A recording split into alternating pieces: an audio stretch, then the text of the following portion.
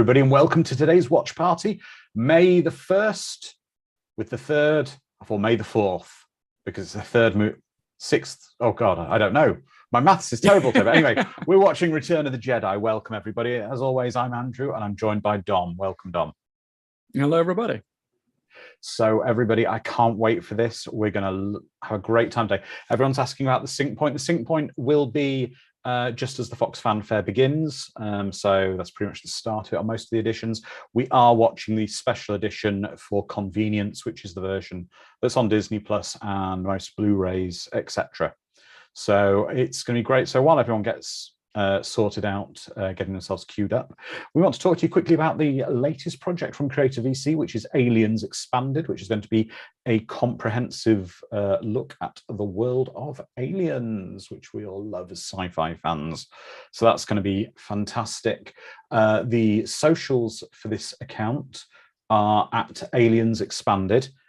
And yeah, it's going to be a great project. But speaking of great sci-fi, let's get back to talking about tonight. Return of the Jedi, in my opinion, probably the best Star Wars movie. And it's probably the most Star Wars movie, yes, for sure. And the reason I mean it's the best, I say it's the best. I love Empire Strikes Back, but this one is one complete. The whole movie is a conclusion. It's just one final act, and it's just great because the energy is so constant in it. It's just got so much cool stuff in it. But anyway, while everyone's getting queued up, we've got our community joining us today. So over on YouTube, we've got James Hellier. We've got Robin, our CEO, joining us. We've got Michael Lohman, Helifino.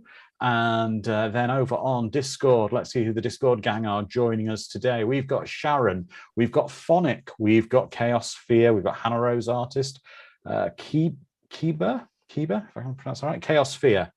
Then we've also got Lizard Man, David Mice joining us, Eric, Edward the Black Prince, Leanne, I think I've said Phonic already. We've got Mad Matt, we've got Onzi, Mr. Furzel, and Bikeys, and let's have a look, and Aaron. There we go. We've got everyone joining us. So let's get this going and we'll chat because it's got quite a long beginning credits, which is great. Oh, yeah. There's always a thing there. So on the count of, Calbot as well. Welcome, Calbot. On the count of 5, 4, 3, 2, 1, press play. Here we go. We hear that fanfare. So Dom, you said this is quite a while since you've probably seen this movie. Yeah, it's probably around 20 years since I saw this film last. And it's very strange because as a kid, I watched this movie to death. This was my favorite. This was peak cinema to me as a child. I watched it over and over again. It was the first VHS tape I actually wore out. First of many, but I did wear out this VHS tape. I was so scared after my machine like churned it to smithereens, and I was so petrified that I'd ruined this film. I thought I broke the film for everyone because I was so young. So I hid the desecrated tape from my family. I had the 3-box set. Yeah, there were the special editions, I'm sure, and I just left the box empty. Sort of the mirror coloured ones. They were gold or silver. That's right. I left the box empty and left it so like hidden so that no one would know what I did. Cute Cult saying, I remember seeing it in the theatre. I was 3. I mean, I saw the first Star Wars movies I saw at the cinema, or theatre, as the Americans call it, was actually A New Hope, because I saw them theatrically for the first time on this special edition re-release. I never saw them originally. Like Sharon saying, she had this on VHS, the trilogy on VHS. I think everyone had it on VHS. And yeah, it's just so much fun, this film. As a kid, I remember I was like a huge Star Wars fan. I remember as a kid, they were like, get past the credits, I want to get to the action, I want to get to the lightsabers. And Doug P's joining us. Well, welcome, Doug. Here we go. I just love the music. These are perfect movies. They are perfect pulp movies. They are fantastic pulp fiction. Oh, Aaron says, I saw this at the theatre at a young age. Spoiler, I cried when Vader died.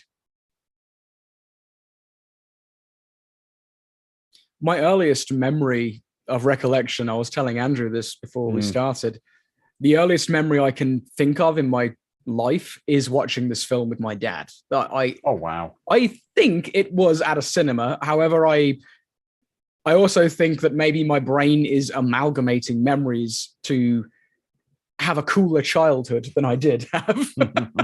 Because I doubt I could physically have seen this in the cinemas. It would have been like 1994, maybe. And it might have been, we went to a friend's house who had like a home theater and we saw it there. But I remember having like a long watch session of the first 3 Star Wars films. This one stuck in my brain the most. We've got Neil Whaley over on YouTube. Welcome, Neil, saying, first movie I remember seeing, first movie I remember my family seeing twice in the theatre. We didn't do that often. Yeah, it's an endlessly watchable film. I mean, can we just take a moment to appreciate these incredible visual effects? Yeah, these paintings, they're beautiful. The model work, just everything is just incredible. And it's so Star Wars. It's so instantly recognizable. Yes. You put any scene of this film on screen for a split second and you'll know it's Star Wars. I'm going to obviously be saying, because clearly I think Lizard Man picked up on it, this is a photograph of Batuu, which is the galaxy's edge at the Disney World and Disneyland. And I will say one of the most amazing experiences of my recent years was last year, going on a ride called Rise of the Resistance, where you are in a shuttle that is taken to a hangar inside a Star Destroyer, and there's a garrison of stormtroopers stood in front of you like that, very much twitching and moving slightly with their guns. And there's a TIE fighter hanging from the ceiling. It's incredible. And you look out through the shield door and you can see all the ships going past. It's, yeah. That's something special. As someone who has fallen out of love with the franchise as early as episode 1, actually, I always love coming back to these original 3 movies. They are my childhood. Nostalgia totally washes over me, and I'm swept up in the whole story. And they're good films. They are really good films. Yeah, inarguably good movies. The only thing I'm going to say about the Star Wars films that's really strange, the amount of screen wipes. No, I can take the screen wipes. When Anakin became Lord Vader, okay, we can appreciate he has some kind of a voice synthesizer because to amplify his voice because his vocal cords were burnt. Why has his diction changed so much?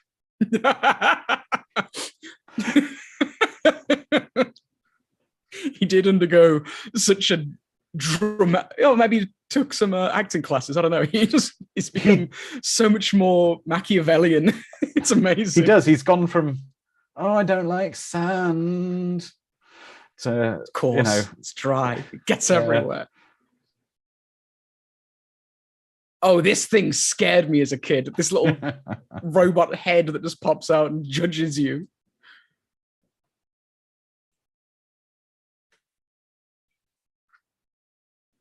It's incredible, isn't it? How R2-D2 has such a strong personality, regardless of never being able to say anything. He does. And having no features. It's wonderful, though, at conventions and things, when there is an R2-D2 there. Little kids instinctively go up and hug him. Yeah. They love him. It's nuts. Calbot says, Edward the Black Prince says, the reason you're afraid of that eye is he knows what you have done, Dom. Exactly. He knows that I like Extro and he judges me for it.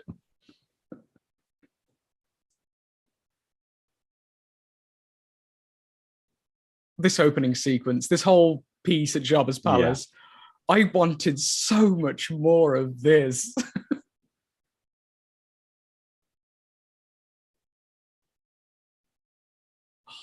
Even though the costume is clearly a big rubber suit, the moisture, the wetness of it, it still feels so good. It's quirky, and see, his costume's way better. Oh, Bib Fortuna. I see. I don't know any of their names. Every character, right? A secret of Star Wars. Basically, every character has a name. Oh, nice one, Mad Matt. Bib Fortuna's Bib Fortuna. He's posted in Discord. Hell if I know says, remember when we used to get the subtitles for all the alien languages? I miss that. I agree with you. I was wondering that because in my head I was like, I thought we got subtitles for this.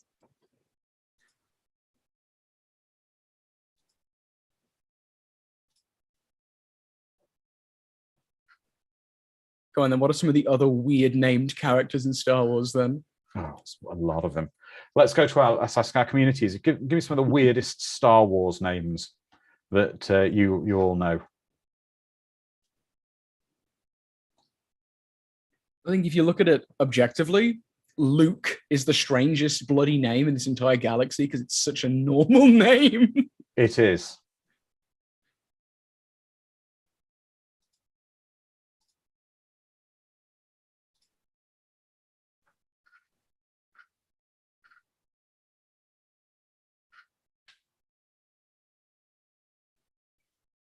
It's just so weird, but the atmosphere of the room is just brilliant.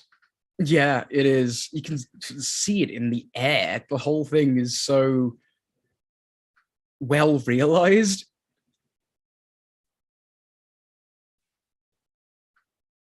And how on earth do you make a slug blob thing intimidating? They managed it, though. They really managed it.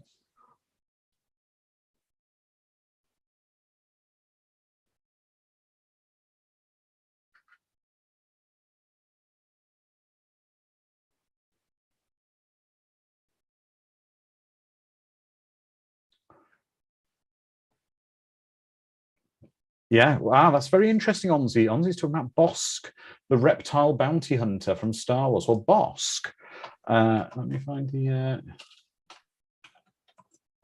Bosk costume was actually a reuse from an episode of Doctor Who. Oh.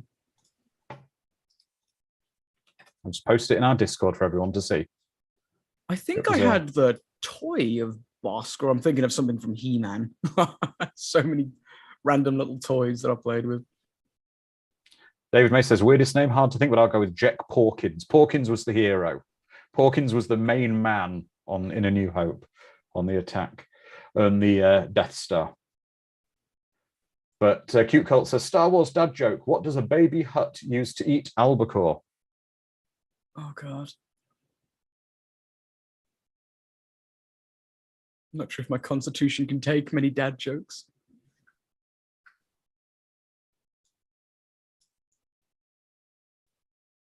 Cameron Bukar says, Slow and Low from The Last Jedi is a weird name. Oh, someone posted this a while ago on Facebook, one of my friends. There's a company and they sell a cutout of that in plastic in 3D that you put on your fridge door. Yeah. Cute Cult. What does a baby Hutt use to eat albacore? Bib Fortuna.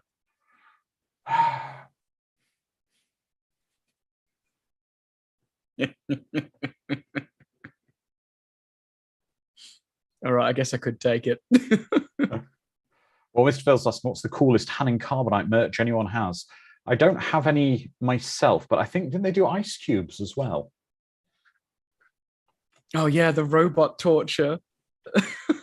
He's branding them, so if they go running. That's right. Yep. Oh, that's something I may have to buy. I found it listed on Amazon. You can get Han Solo in Carbonite ice cube trays. Of course you can. Which I think could be a must purchase.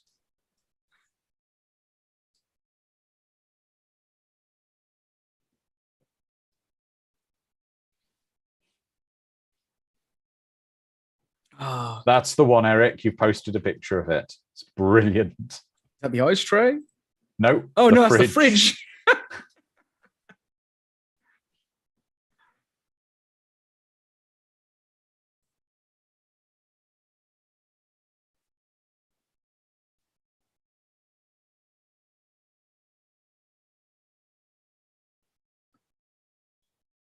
God, I'm picturing the SNES game now. The Return of the Jedi SNES game. And the super doing the flip.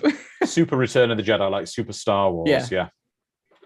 And now, yes, we are going to have some comments from the audience about not being a fan of this scene.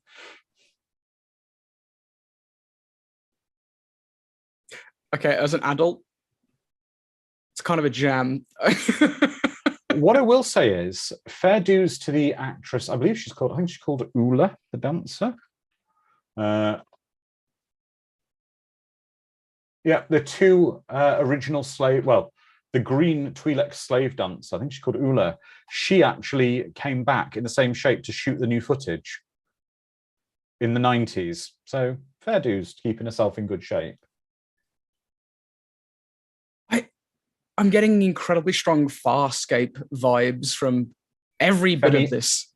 Yeah, Ula, Femi Taylor played her. She played her in the reprised the role to film additional scenes in the special edition. So 14 years later. I can't keep my shape for 14 weeks, never mind 14 months. Yeah.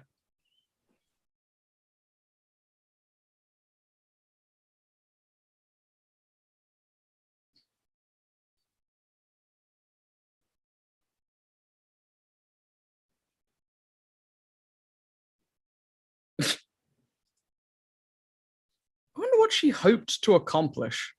I think she was trying to kill Jabba. Neil Wheatley says, speaking of purchases, Christmas 1984, Return of the Jedi toys priced to move and a lot of happy faces opening their bounty. Cameron Bukar says, I bought a new wax melter for scented wax melts. It's a ceramic R2-D2 that lights up the wall with a classic Princess Leia hologram from A New Hope. That's very cool. That's awesome.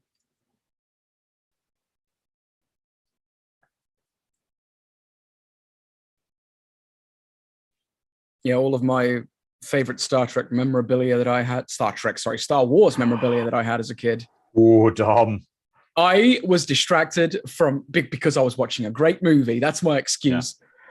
Actually, what I will say is Leia's bounty hunter costume here is incredibly close to, for those who watch Star Trek, the Breen outfits in Star Trek. Have you ever seen a Breen? And I don't know if they were rather inspired.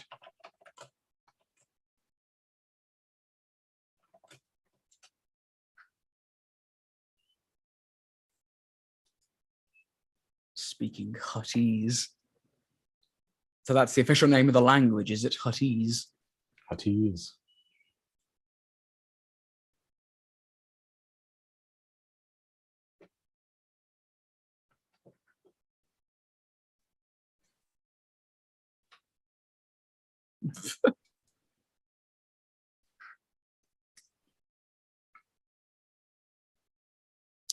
So I take it the Hutts, are they a species or a family? They are a species. Okay. And a family. Oh. Yeah. That's not confusing at all.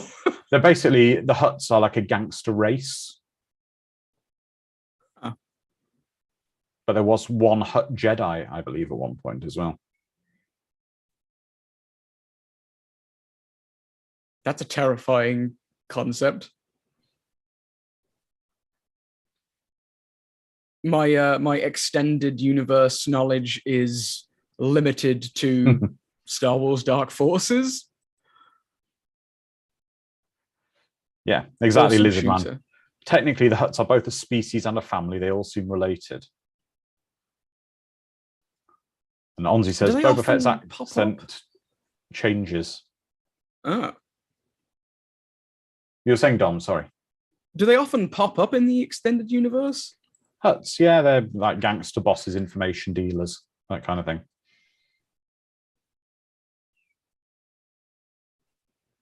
He's got an absolute cracking taste in music, to be fair. He just likes them jams.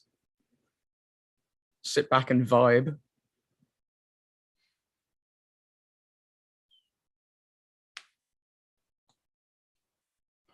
Yeah, How I'd does agree. he get away with this David Mason is costume? saying, who would have loved Boba Fett having a bigger part in this movie as originally intended?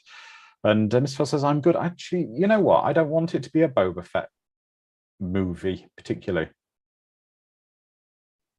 Dare I say it, I think some of the stuff with Boba Fett is maybe over expanded upon. The Mandalorian stuff is certainly better as species rather than him as an individual.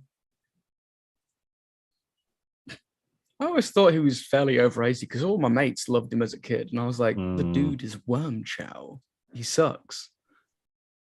Judge him by his actions and not by the awesome jetpack that he has on his back that malfunctions. Hell if I know says, never got the appeal of Fett, man. Yeah. Hannah Rose says, sometimes the best characters are taken in smaller doses. I'd agree. That's also true. But wasn't it like some kind of rewrite or something that happened in the script that Boba Fett's jetpack was supposed to be given to him by the Hutts, and it was poorly built, and that's why it malfunctions? Wasn't it supposed to be something like that, rather than he's a klutz and he just bashes into the wall? I think that's all been retconned with the prequels because his armor and the jetpack were those of his father's. Gotcha.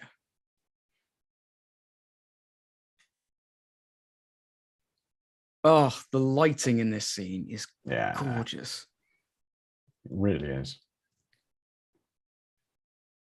I've been noticing so much recently how a lot of modern movies and TV is so overlit. Like they don't use shadows or anything like that anymore. Well, they do, like the good films do, of course. But it's something that's so easily overlooked because, oh, we can fix it in post. That mentality has stopped cinematographers from being creative. And as we know, one of the reasons why Star Wars is so awesome is that Lucas had to be creative. Yes. He was forced to be creative with so many things. Here we go. Now we're seeing Han go have sleeping sickness.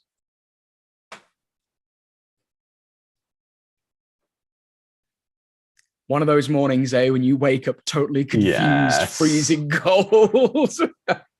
At least he's not what you hope is your own moisture. At least he's not naked too.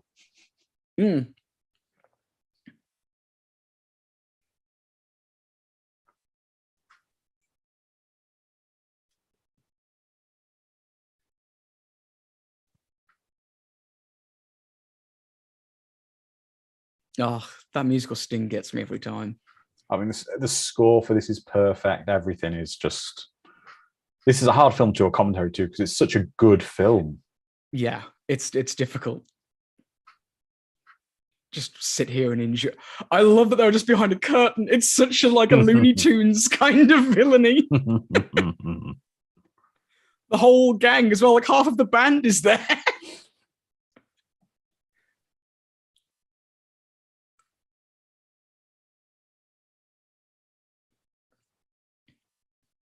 You may have been a good smuggler, but now you're bantha fodder.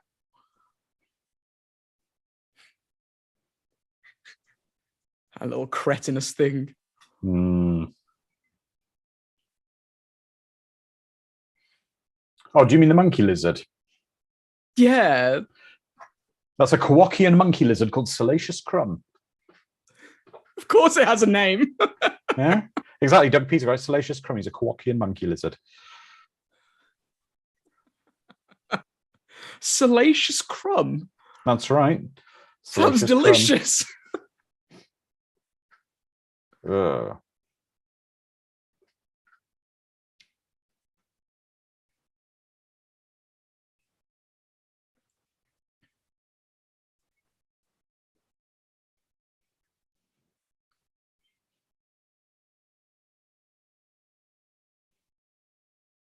Oh. Having met Chewie at Disney World, I will say it's incredible, even as a 40-year-old man meeting Chewbacca. He towers over you and he gives an amazing hug.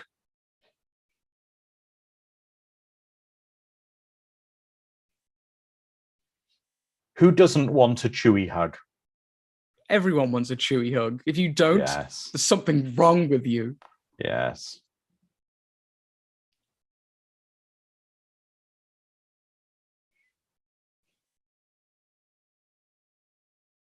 Here it comes. Such a stoic, awesome entrance. Yeah.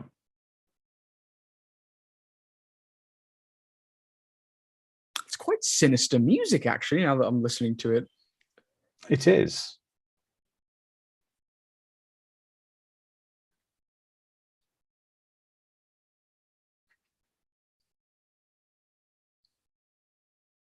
I always thought he choked him as a kid. I thought he Jedi choked him, but No, he's Jedi mind tricking them. Michael Owen says, what has always made Return of the Jedi awesome for me is this entire Tatooine sequence. The rest of the movie is great still, but this really does for me. It's a great opening because you're straight into a proper plot. Yeah, you're midway through it. Like it's one of those serial films that, well, inspired. Eric, yes, Force Choke is a dark side power. However, in The Mandalorian, spoilers, we saw Luke use it, but that was against a droid, so...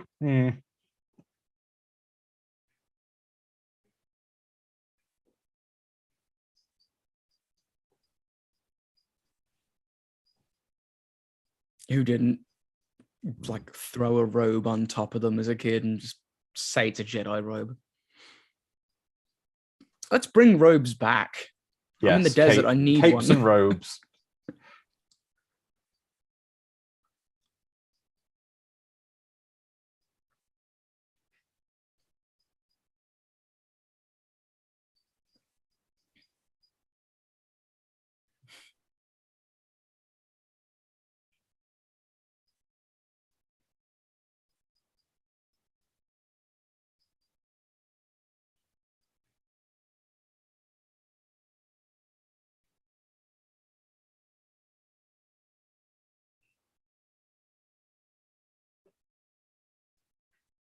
We're being silent again, Andrew. We have to comment.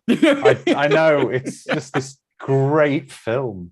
I know. It just draws you in. Like all the actors behind, all of the characters, they're slowly just walking up. They want to watch the film too. I do. It's a great film. But Luke's how does he get away with this costume? How does he get away with this disguise? It's so crummy. The only thing I will say is Luke's a little braggy here. Maybe a little overconfident there, where he's saying, "You underestimate my powers." That's a very Anakin thing to say. That's Anakin coming through, not a seasoned Jedi thing to say.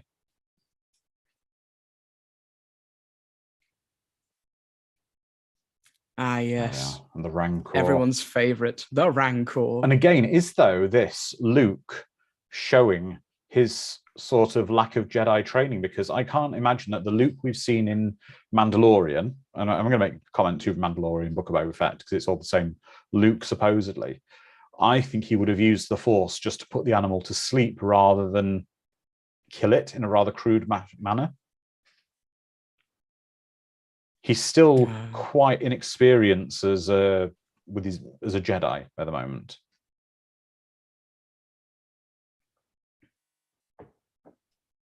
Oh, it's such a good puppet.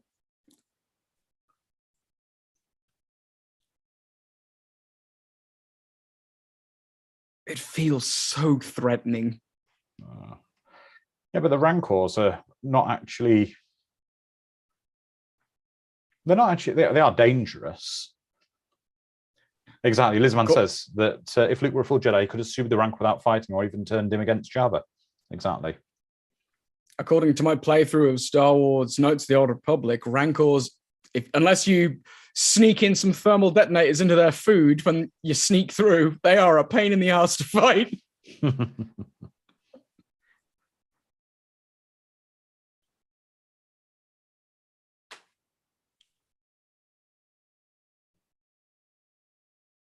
Whereas Jar was in the palace as well.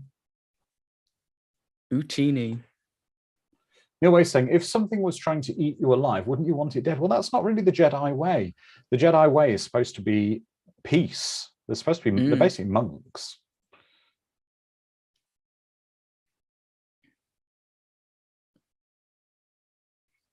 Maybe he let some anger slip in because he's pissed that he had to get rid of his cool-ass robe. I think he's a very junior. I mean, Luke calling himself. I mean, there's actually a slip up earlier in the movie with Luke, really, where he calls himself a. I'm Luke Skywalker, a Jedi Knight. He's not a knight at this stage. He is basically a mediocre trained Padawan, relying on his sort of natural skill for the most part. It seems to be after this where we see Luke getting towards the height of his powers, but it's something someone commented on about the different Jedi to me a while ago is, especially with Anakin and with Luke, you get two basketball players. You get a basketball player who is 7 foot tall, incredibly athletic naturally, has the talent for it. But then you have maybe an equally skilled basketball player who has had to work and train on his talent to get there. So how much of Luke's powers at the moment are down to genetics from his father? Not dissing Luke. I mean, he's a great character and he's a great Jedi, but he certainly is nowhere near the height of his sort of Jedi powers at the moment.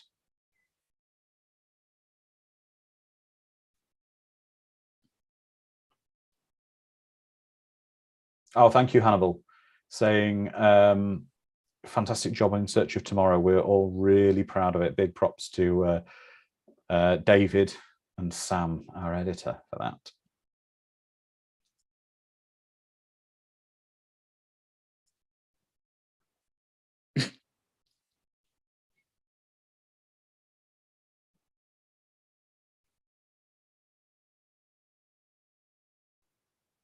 The all-powerful Sarlacc.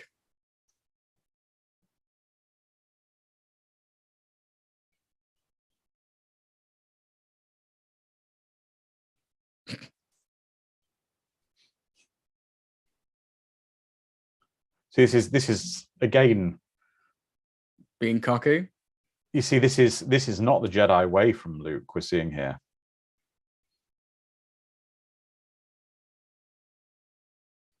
Oh my God, those banthas! They move in herds. They really do.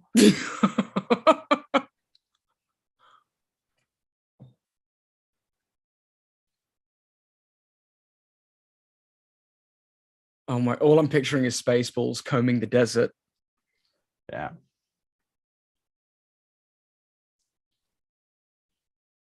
I sometimes say band playing festive tune. Yeah.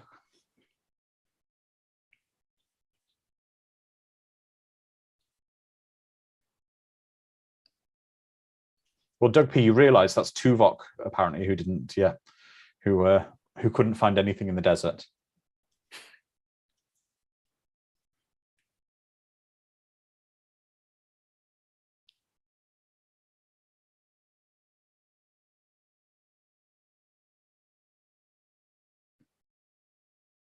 He dies somewhere else. It's fine. You mean Lando's there? Lando's there, is he? That Where? incredible disguise. He's so well disguised.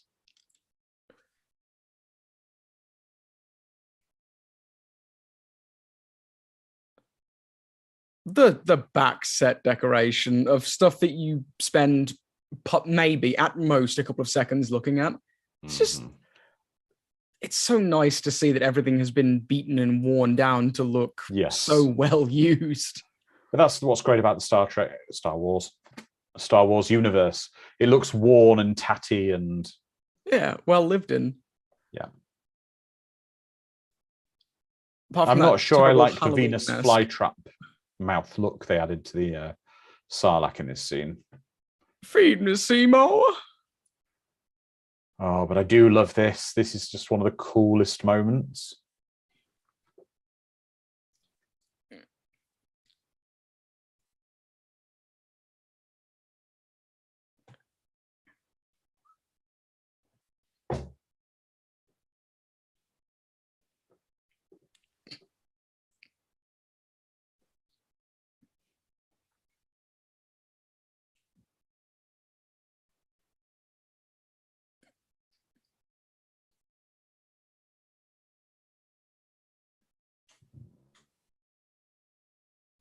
Oh, oh, oh, oh. It's useless, Luke. I have the high ground.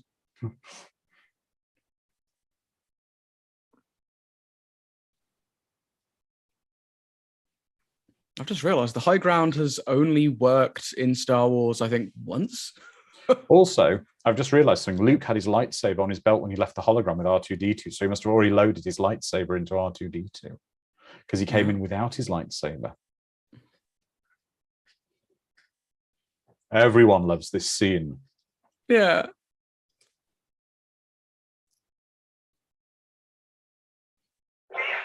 Yes.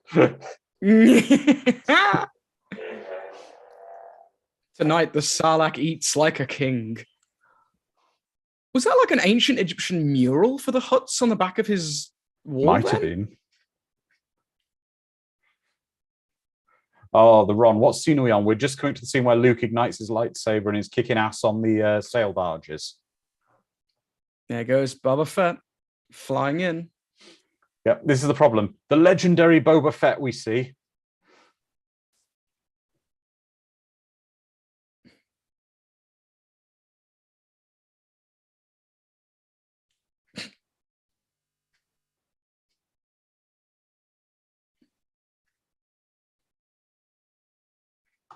Again, we just sat there enjoying the scene. I think we all are. Luke being a great badass. Time.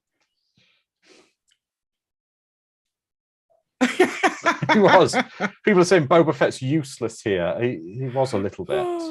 Boba Fett? Where? He accidentally gets taken out by a blinded Han Solo. Yeah.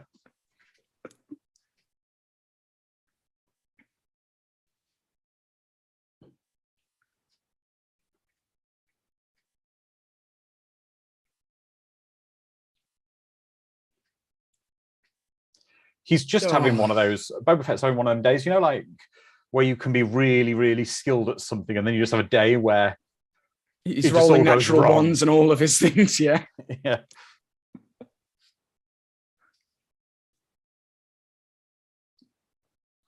An off day. Yeah.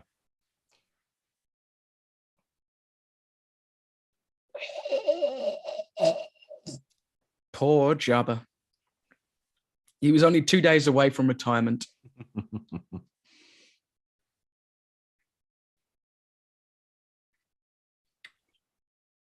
Again, the high ground means nothing. Yep. Oh, it's just fun. Exactly. Sharon's saying this whole scene encompasses everything we love about Star Wars. It's got comedy in it. It's got action. Great action. Random rustic sci-fi and fantasy elements just weaved together.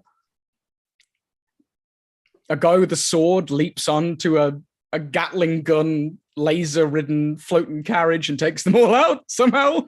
That's a good point. Onzi said there's no way Leia can be that strong that she can bend the chain and kill Jabba. And Lizard Man saying she does have the Force. Don't forget, Leia was incredibly strong with the Force, as strong as Luke. So children who are Force sensitive and people who haven't been trained in it would accidentally call upon the Force to help them in the universe. Particularly at times of sort of stress.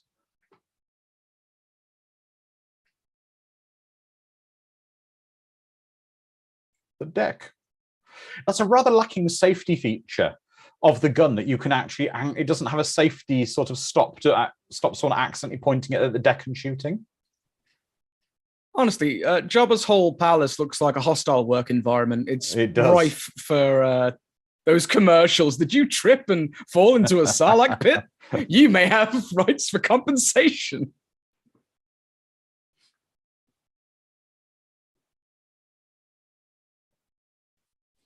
That's right. Hannibal Grimm send in OSHA. Yeah, Sharon OSHA was not around at the time. I do love this. They've just conveniently got magnetic lifters for the droids. I'll take it.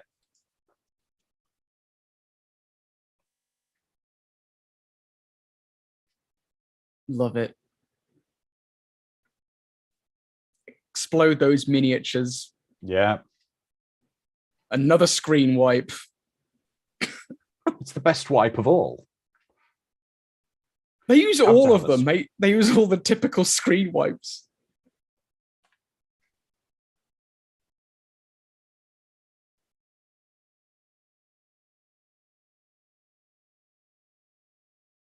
Luke, clean your helmet. It's disgusting. Yes.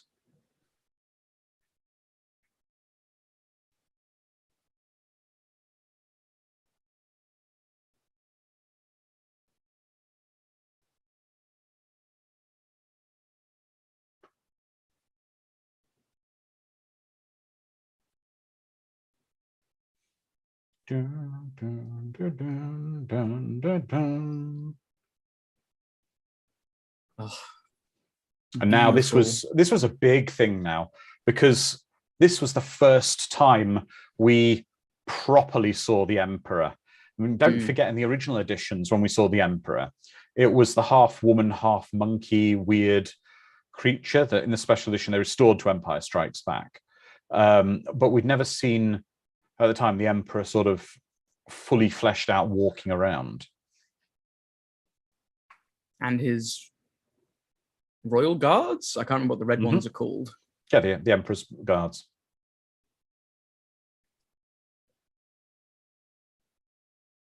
Are you going to give us your best Palpatine impression, Andrew?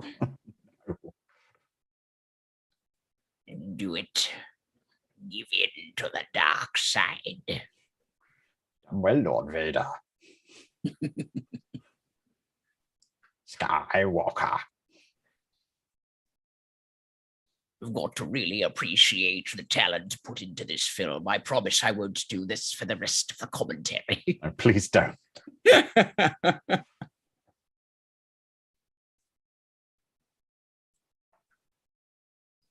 I can't remember how young I was when I first started doing impressions of Palpatine, but it's lasted me the entire life. I did it at the playground all the time. He's such a quotable villain. Oh, he really is. He's just fantastic as a character. He revels in being so unapologetically evil. It's amazing.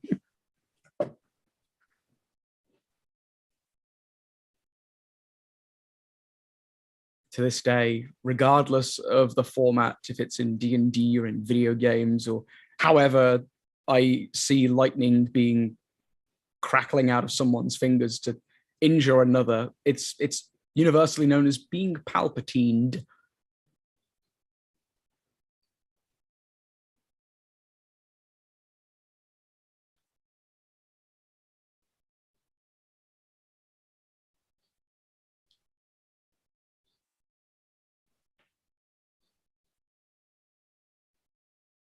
Ah, Yoda.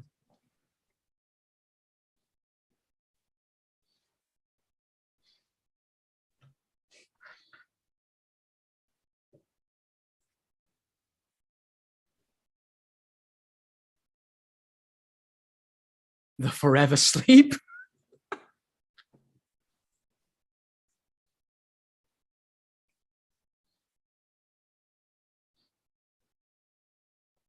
Strong. Just realized he has amazing nail game. Those nails are so well kept. All of Yoda is just an incredible, absolutely incredible in this film. Oh yeah, fantastic puppet work. Yeah. It was Frank Oz, wasn't it? I think so. It is, yes. The voice of Miss Piggy and several other Muppets. Fozzie Bear is another one. Yeah, you can hear the Fozzie. The Fozzie is strong with this one.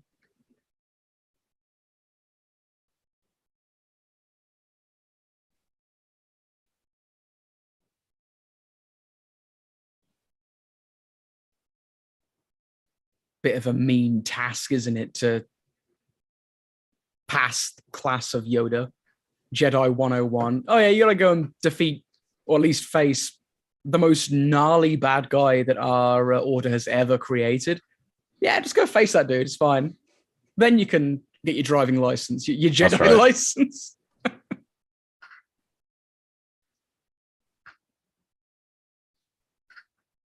I just posted some photos of the hangar for everyone to see that I took.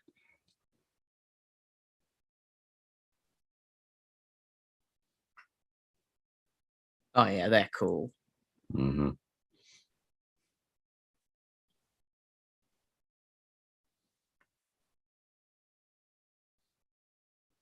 Yes. I think everyone knows nearly every line to this film. That's what's great about it.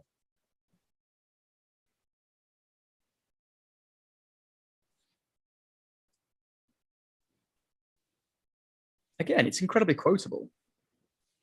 Well, Neil Whaley says, I never liked Yoda that much. I wasn't sad when he passed. I think everyone liked Yoda more as he grew in pop culture.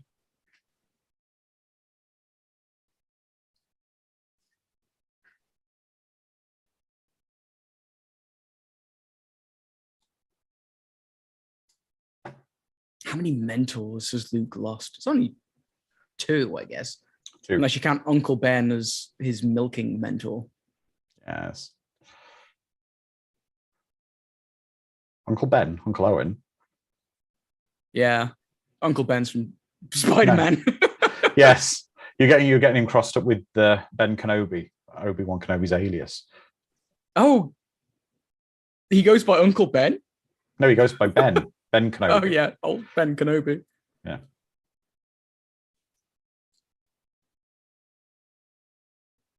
The Emperor. It's such an expressive puppet. I miss puppets. Bring them back. I know they're expensive and require a lot of effort to use and work and to look good, but damn it, it's worth it.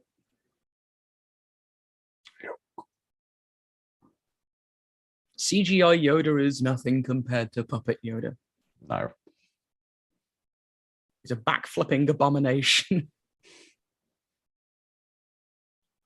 I always thought that really ruined Yoda's character as well when they had him doing awesome battle moves. I always thought he was better than that. Sharon and I are united on this. They're saying which death was worse, Yoda or E.T. Sharon says, Yoda, I don't get the whole E.T. thing. You know my feelings on E.T. Everyone does. I've made my feelings on E.T. clear. I'm not sure if that gives you a better apartment in pop culture hell than me for liking the Mario Bros movie, but we may be door to door with each other.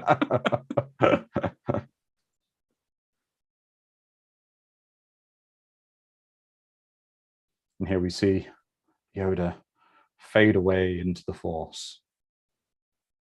Blanket. I was mesmerized. I wanted to know how they did that as a kid. I didn't know that special effects were that much of a thing. I was like, how did they make the blanket fall? Come on, everyone. Let's appreciation for R2-D2 here, who's the MVP. He's always just fixing stuff and bailing things out. And he's a good friend to everybody. Yeah, he's great.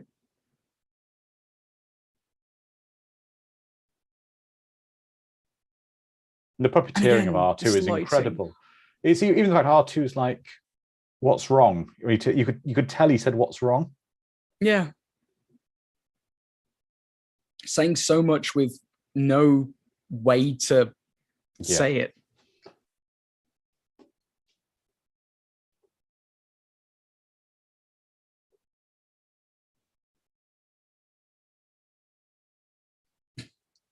It's called a retcon, Luke. Out of the Force. And I pushed him into lava. We had a jolly good time. I had the high ground. What can I say? Yeah. And you know that blue lightsaber I gave you that you lost? Yes. He slaughtered children with it. Not just Jedi, but the women and children too. Yes. He was a good friend. When was he a good friend to you? We were his mentor. Yeah. And you didn't take it upon yourself. The council asked you. This is all retconning, of course. Yeah. We can get nitpicky now. I'm trying to think of any other time when the high ground has actually benefited anyone in Star Wars. It hasn't. Every single time, it's the opposite way around, and it's usually Obi-Wan, who's like beneath Darth Maul. He just launches up and kicks his ass against the robot with asthma. I can't remember his name. General Grievous. That's him, General Grievous. Yeah. Didn't he just shoot him in the heart, like when he was dangling again? Yeah, he shot underneath his internal organs. Yeah. The high ground sucks. It's only worked once. Your twin sister. There is another Skywalker.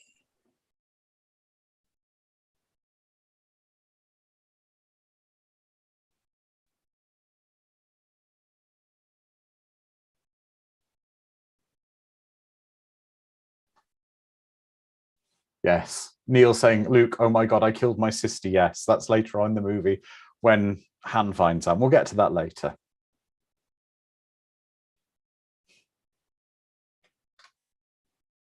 Yeah, that kiss you shared on the bridge. Well, no, it's in the feeling real good about that now. Oh, sorry, it's in the sick bay. Yeah, it's a full sloppy kiss they had. And he's proud about it afterwards. He's like, yeah.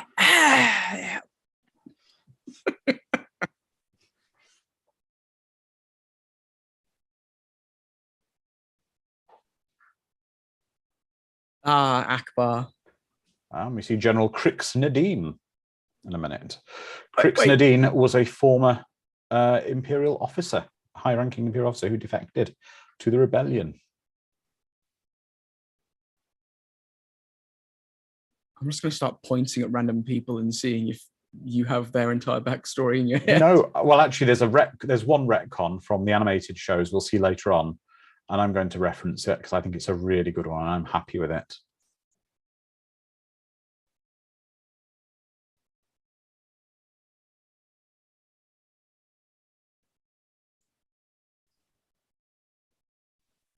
They built another Death Star.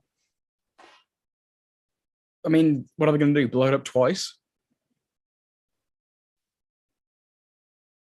They love building Death Stars in the Empire, don't they? You got all that funding. What are you going to do with it? It's like the UK when tax season is coming up and you need to fill all the potholes in the roads or do something because your future paycheck is reliant on how much you spent last year.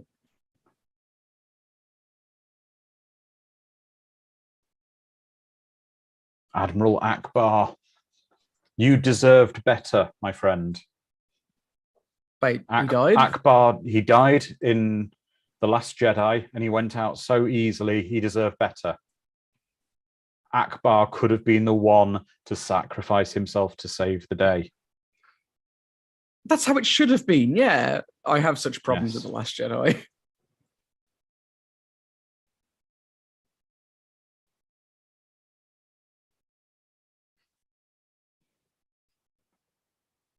One of the reasons why I do appreciate the original trilogy beyond all the others. And like I said, they're ultimate popcorn pulp fiction. They're beautiful. They know what they are. They don't try and do anything outside of its range. And that's why the original trilogy is so well beloved.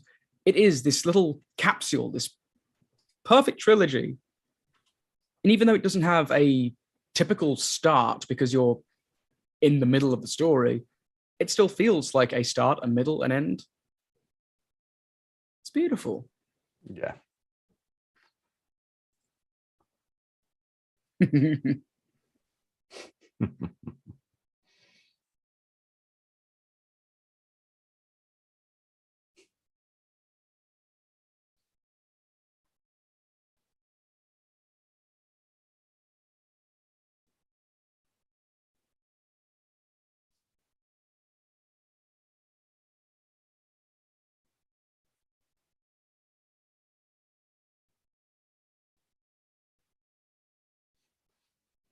Can you name all the ships in this hangar? Well, no, I'm going to tell you something, and I'm not ashamed to admit. The first time I saw the Millennium Falcon in person, life-size, when I turned the corner and saw it there, I had tears in my eyes. There were a sea of men in their late 30s and early 40s, the same as me, just all stood there in awe at this life-size Falcon, just with steam coming out of it, exactly as you see in the movies. And it is, no matter what you feel about any of the new Star Wars stuff, just go there and just enjoy seeing, living in that universe. Yeah. If only for an afternoon. Yes. I think Lizardman said he's been to Batu and he'd appreciate it as well.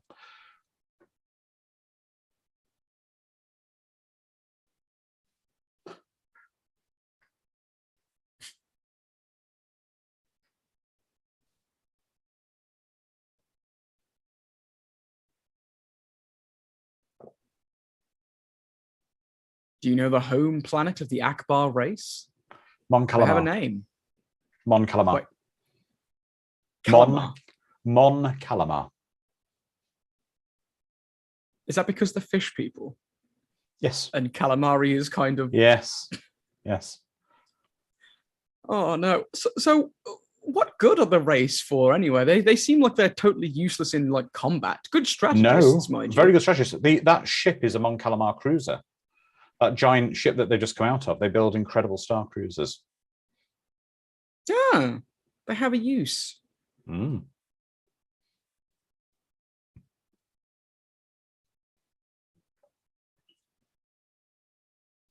Neil Whaley says, can just emerge from suspended animation and tapped a plan to lead a crucial combat strike. Good planning, rebels. It works. Yeah.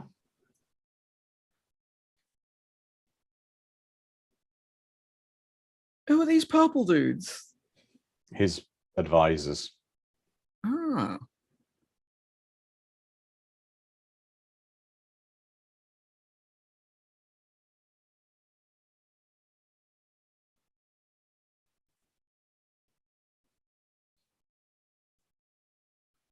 Seeing Vader obey another, it was like, what the hell?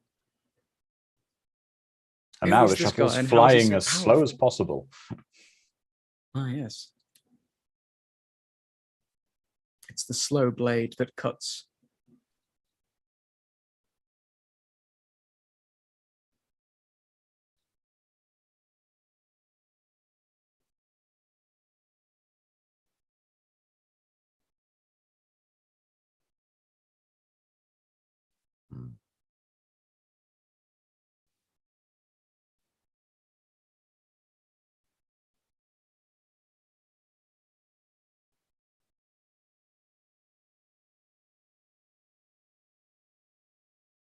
One of my first forays into the Star Wars universe, apart from the movies, was a game on the N64 called Star Wars Shadows of the Empire, I think. Yes, Shadows of the Empire. And even though the draw distance on the N64 was pitiful, I remember walking around in Empire like territory and on their ships, and it was magical. It was something else. Can we also just get back into the health and safety thing from earlier? Clearly there is no health and safety body within the Empire because there's no safety rails off that precarious bridge into the pit where all the other staff are. If they die, they die.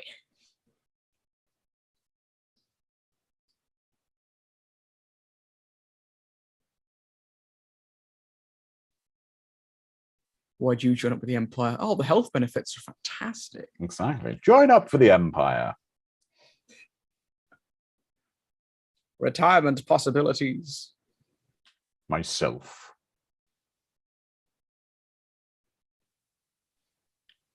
And all of them are going, he talks really weird, doesn't he, Vader? Yeah. Yeah, he talks like he swallowed a Shakespearean book, doesn't he? Yeah. Yeah. It's so dramatic. Yeah.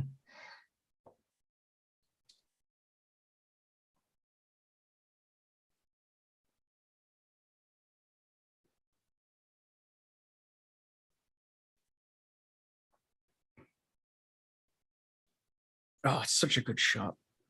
If Endor's a moon, what does it orbit? Because a moon Not a clue. orbits a larger body, doesn't it? I believe so. Surely it would just be called like a planetoid otherwise. Mm. If I know says, you guys good? Yeah, we're good. We're really enjoying this. So there's a great little bit of retconning here that they've said from the animated shows. One of the clones who was a good... Oh, it orbits Endor, of course. Thank you, James. You're right. Forest moon of Endor. Because it's the forest moon of Endor. Or is it the forest moon named Endor?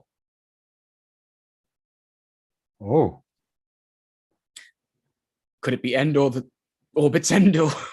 Yeah, I don't know. Well, yeah, the moon that orbits Earth doesn't have a name. It's just the moon. It's called Luna. All right, way to prove me wrong, Andrew. Thanks for slam dunking that one.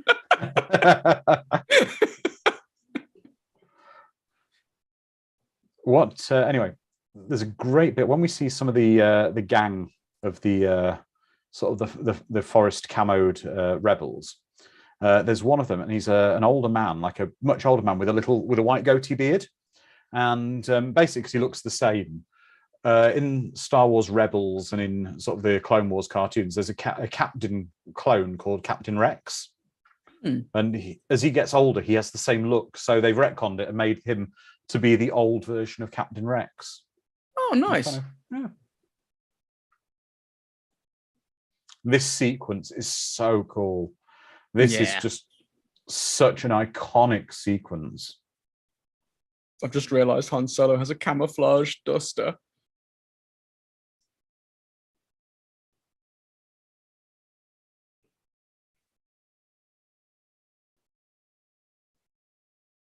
It is an awesome sequence. It really is. Yeah. Why you would have a vehicle designed for speed that if it touches anything explodes in this forest is a mystery to me. Well, I think really they're not supposed to be riding them at this speed through the forest. That's the point. Yeah. David Mace says the actual planet that Endor orbits, the forest moon of Endor orbits, is called Tana. Wow. There we go. At least that's what Wikipedia says it. So we'll go with Wikipedia. It's the generally accepted wiki for Star Wars. This sequence is just... It makes me want to just go find a forest, which in Vegas is difficult. Yes.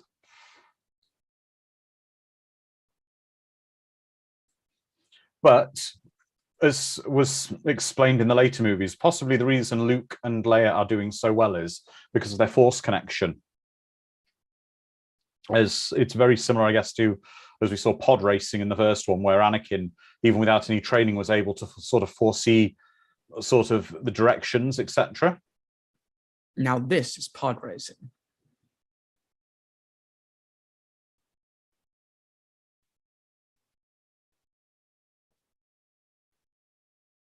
Got really simple sound choices as well. It just gives such a vast sense of speed.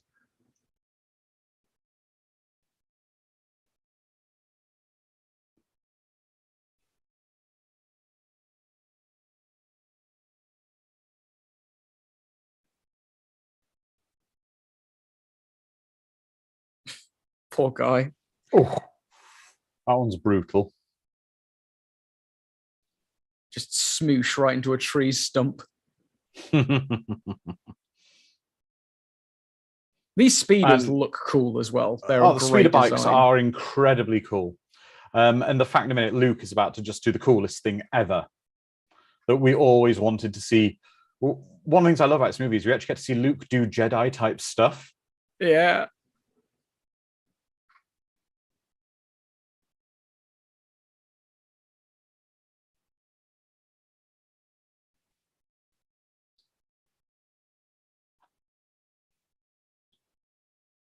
Here it comes. Oh. There we go. Beautiful.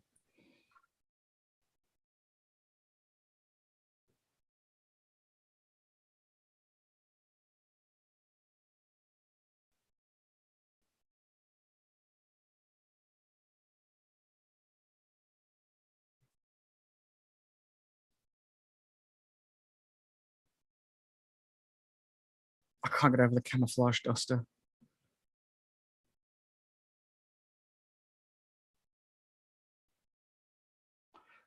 Well, let's be honest. The Discord chat has just been incredible at the moment. I'm getting distracted by them. They're just explaining about the system being called Endor. There are two suns, Endor Prime 1, Endor Prime 2. There's a lot of Endors, but the moon Endor orbits Tana, which is also known as Endor. And wow, it's, yeah.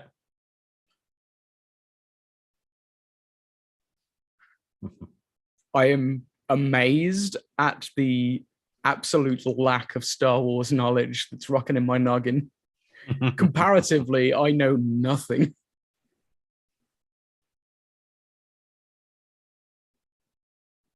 Oh, the Ewoks. Yeah. I take it you've seen that. Was it a TV show or a movie or a TV movie? So there were two TV movies. There was The Ewok Adventure and The Caravan of Courage. Both are on Disney Plus. They were TV movies. Did they always blink? Yes, and they have tongues.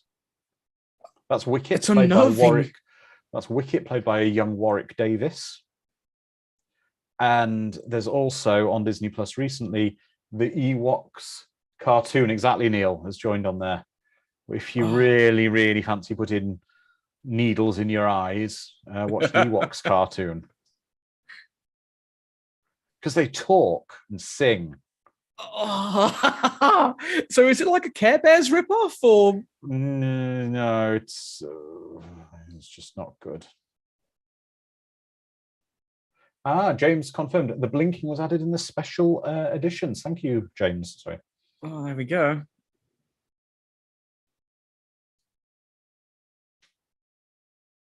That's right, Sean. He was about 11 when he played Wicket.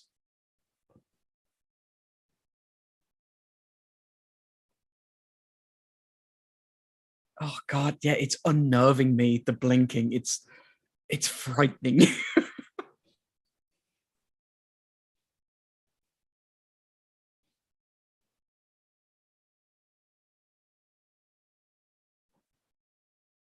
Even as a child, I didn't like the Ewoks. Mm-hmm. I think it's because they capture and like threaten to cook my heroes, and I'm like, you jerks. Yeah, well, there's something else in a minute as well. We're going to see the internet spoke about this recently. The internet spoke about this recently. We see Leia in a dress. Where'd she get it from? Well, considering the Ewoks have a habit of trying to kill people, cook them, and eat them. Oh no!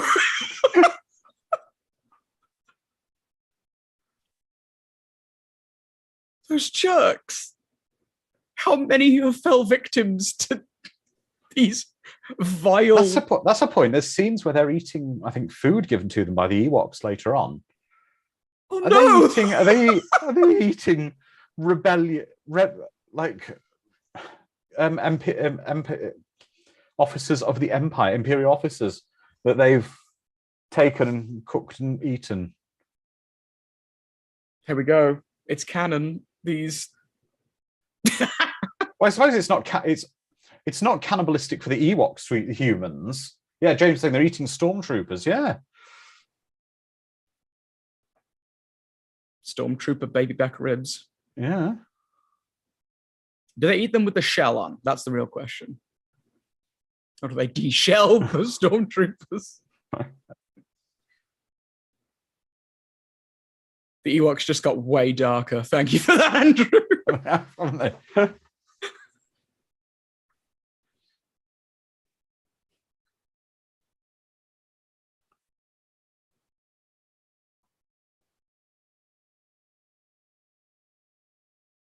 Oh, the safety rails there. Yeah, the Emperor gets safety rails.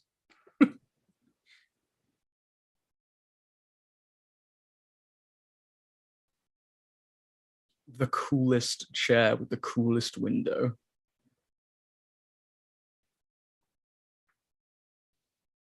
Yeah, Chaos Sphere, they need a stormtrooper cracker to get in the tender inside the meat. Yeah, it's like a big lobster thing, and they have them with butter, the stormtroopers. Yeah.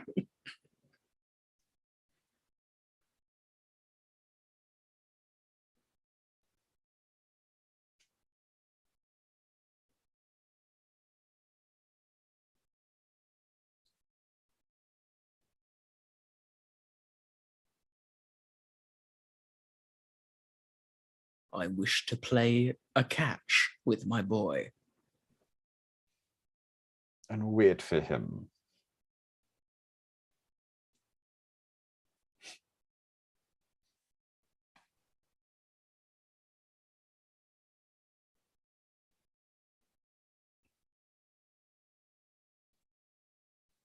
But the thing is, Vader's not, I don't know if he's really realizing here or if he's being quite naive here, because his plan is to, the Emperor's plan is to do away with Vader and have Luke as his new apprentice.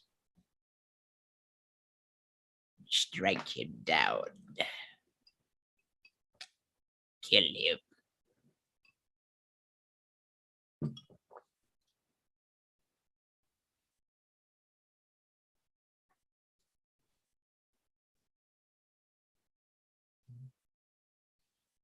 Although there is bits and bobs of stormtroopers just scattered all over the place, and they're lousy with butter for some reason. Yes. Something seems to be happening. Why is he can smell Old Bay?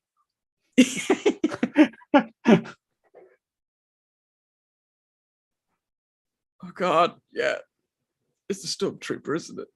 With a no, deer not with leg. Yeah. Yeah.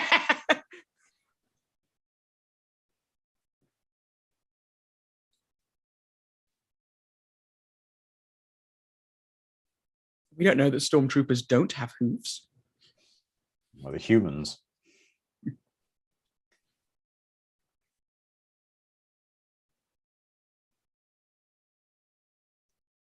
Why don't you use the Force? I don't think actually I would be wanting to use the lightsaber, considering how dangerous they are and how much skill they take to use, where you're flailing wildly trying to get out of a net. I think R2 is the sensible one. Here they come.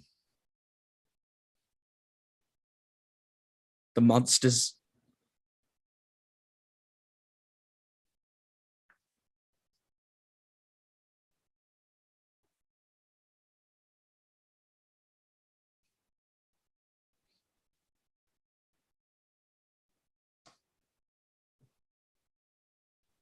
Why isn't Chewie lauded as their king? They kind of have similar features, fuzz and whatnot. Oh no, that's racist, Dom. That's racist, saying they all look alike.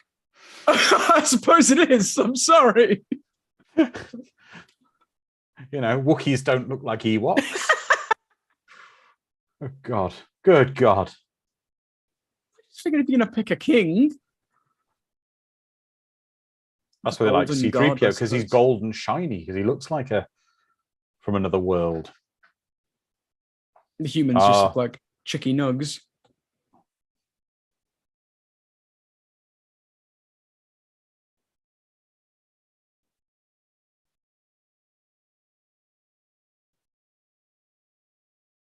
Yeah, R2 is too similar to those delicious canisters that have the meat inside, I suppose. That's right.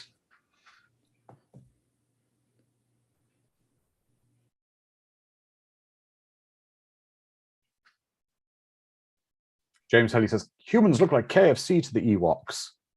Mm.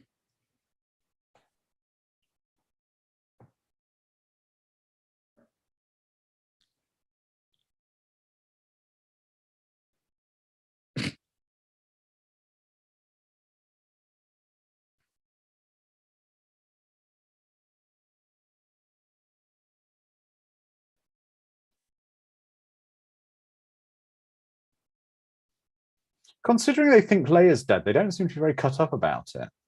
No, yeah.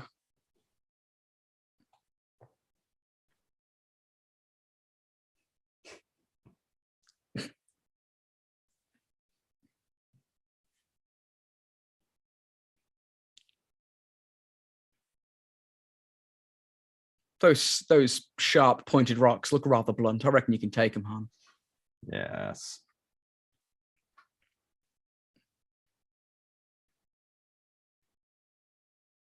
The Ewok village does look awesome. I would love to travel there. Yes. It does look absolutely fantastic. It's like a treehouse to the 10th degree. Mm-hmm.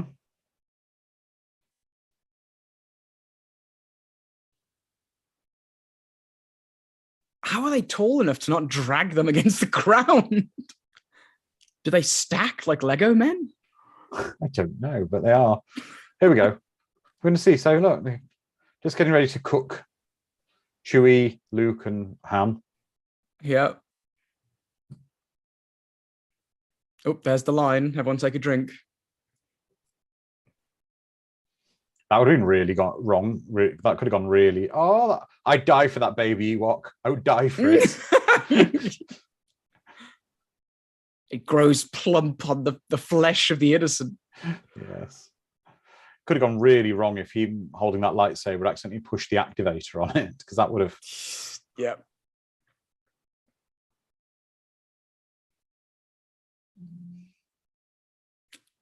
Oh, wait, they're not even hiding the fact that they're going to cook him? Oh, no, they're going to cook him and eat him, yeah. But it doesn't look like this is the first time they've done this. And they had that dress to hand. Yeah.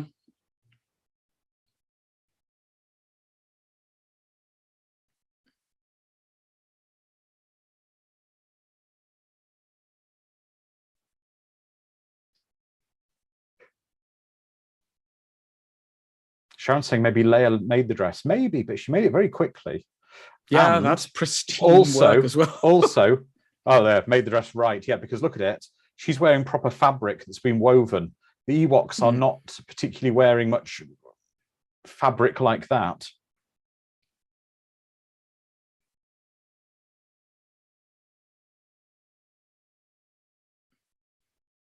But again, now this is where the rebels are possibly doing something quite wrong. They're ultimately, if it was Star Trek, they're yes, the prime directive. They're totally fucking up. They really are causing a problem here, because they're impersonating a god to manipulate a primitive race that their god is commanding them to fight and to die. Be fair, they're going to be eaten otherwise. Oh no, maybe you let them free, but then they have their god basically command them after this to fight alongside them.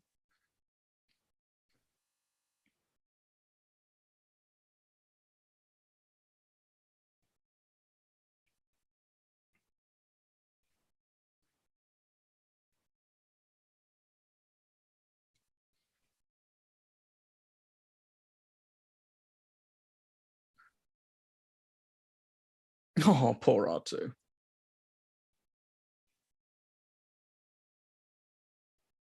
That's it. Get him. Yeah. Zap him.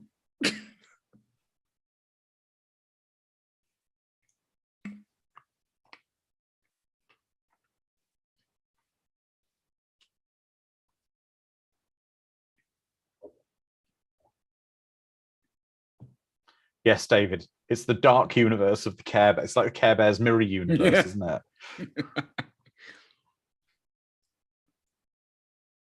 We know no care. We only thirst for the blood of the innocent.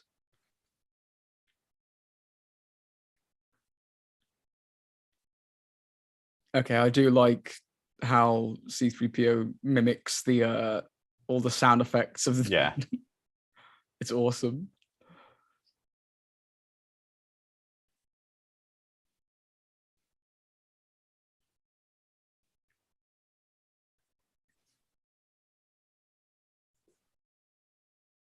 I would have loved story time to be that interactive when I was a kid.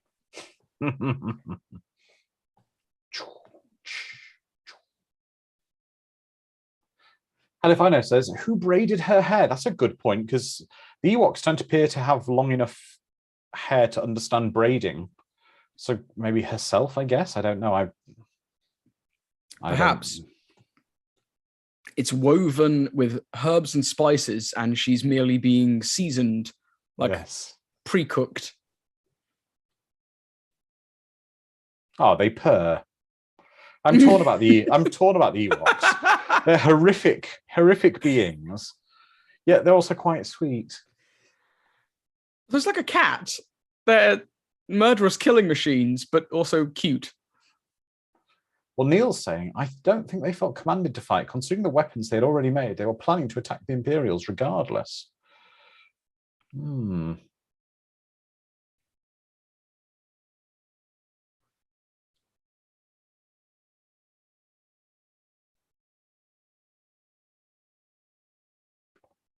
Now you must get stormtroopers as a sacrifice for the tribe and feast on on their flesh.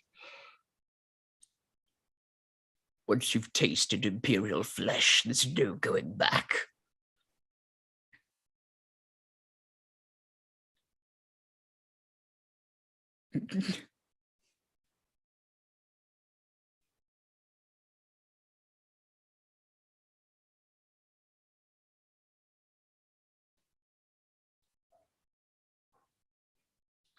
Yeah. Stormtrooper meat sandwiches. Probably delicious. Yeah, if I was Luke, I'd be rather introspectively worried about trying to tell her that I had a passionate kiss with her and she was my sister.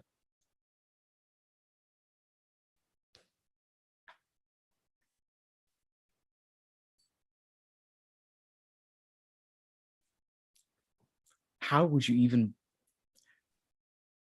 Oh, by the way, we're kind of sort of totally brother and sister.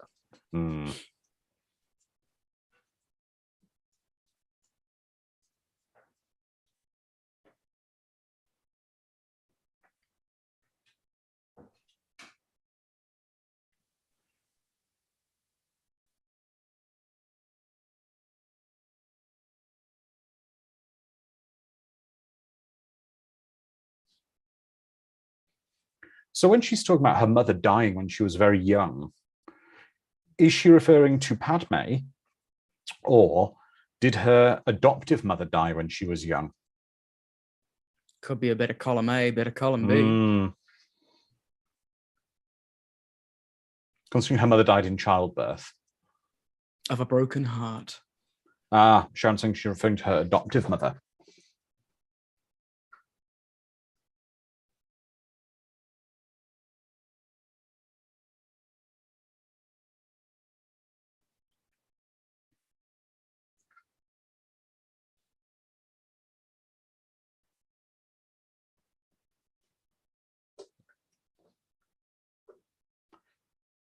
Calvert's saying Luke asked about her real mother. Yeah, but I don't know if she knew she was adopted.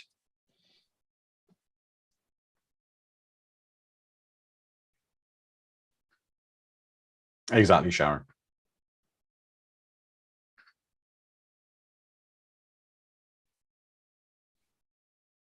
Leia goes, who's your sister? Yeah, I've never met your sister. Yeah.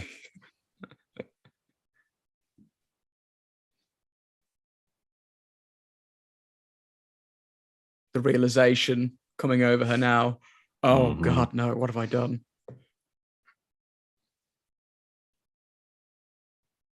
And that's concerning. Somehow, Yes. I've always known. Yes.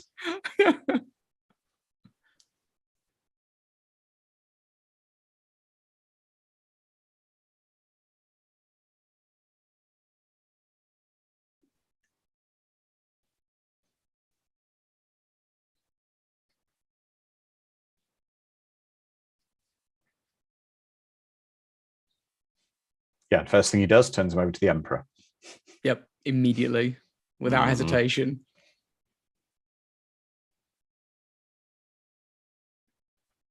This shot is beautiful as well. It is absolutely beautiful. It's like a piece of art, really. You can just frame that and put it on a wall somewhere.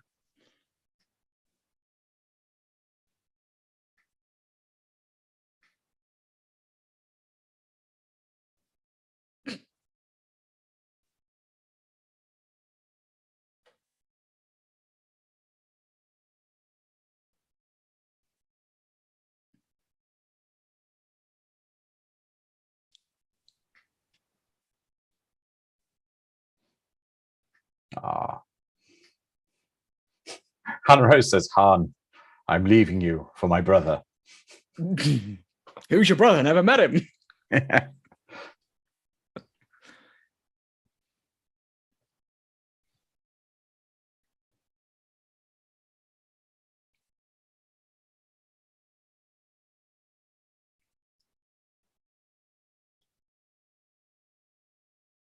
It's the fact that Han's like, that's the impatient hold when like, hold me. Right.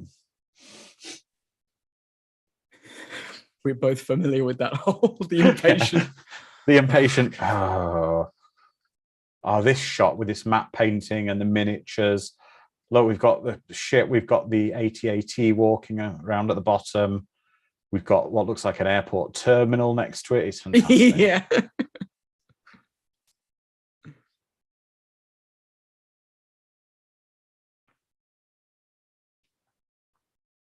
God, imagine if only they didn't have the AT-AT's long, spindly legs.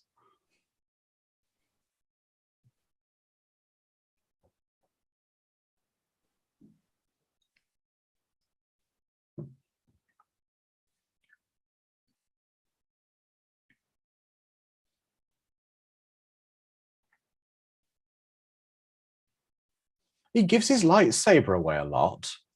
He does. It's like Fox Mulder in the X-Files and his gun. Once it's in his hand, he's going to lose it by the end of the episode. Yeah. So in some of the expanded stuff, there was a theory that the green kyber crystal for Luke's lightsaber is actually the kyber crystal from Qui-Gon Jinn's lightsaber, and it was in Obi-Wan's possessions in his cave on Tatooine, because there's a deleted scene where you see Luke building the saber in the cave in Obi-Wan's old hut, and it turns out it's green. So Obi-Wan looted Qui-Gon Jinn's corpse after. No. Obi-Wan was his apprentice, and it would be appropriate for him to have his master's lightsaber, his full master's lightsaber. That's fair.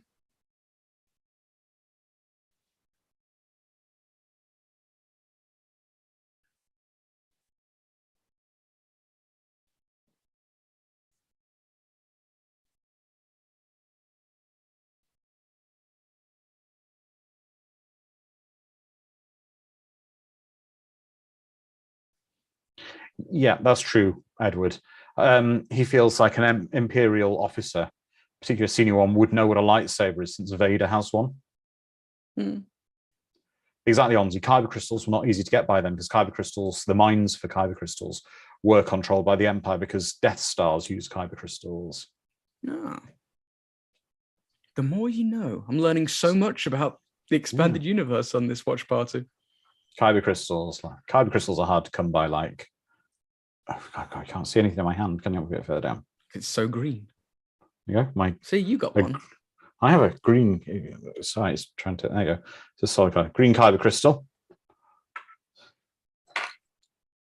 What else do I have? I have a white kyber crystal. What color? Well, white, I imagine. White.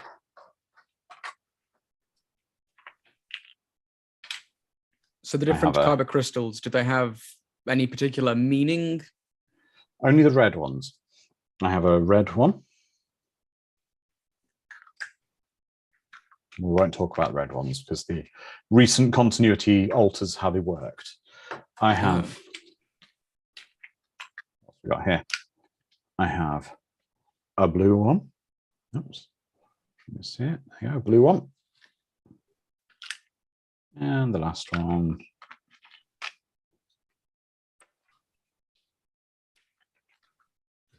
The mighty redwoods. Yes. The continuity recently changed it. Originally, red kyber crystals.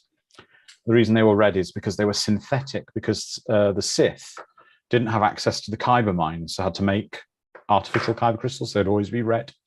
But the continuity changed recently, whereby a red kyber crystal, because there's supposed to be a symbiotic relationship between the kyber crystal and the Force wielder. The kyber crystal becomes corrupted by acts of evil by the Sith. So they'll take they'll take another Jedi's lightsaber and the kyber crystal, and they corrupt it and make it bleed effectively, and it turns it red.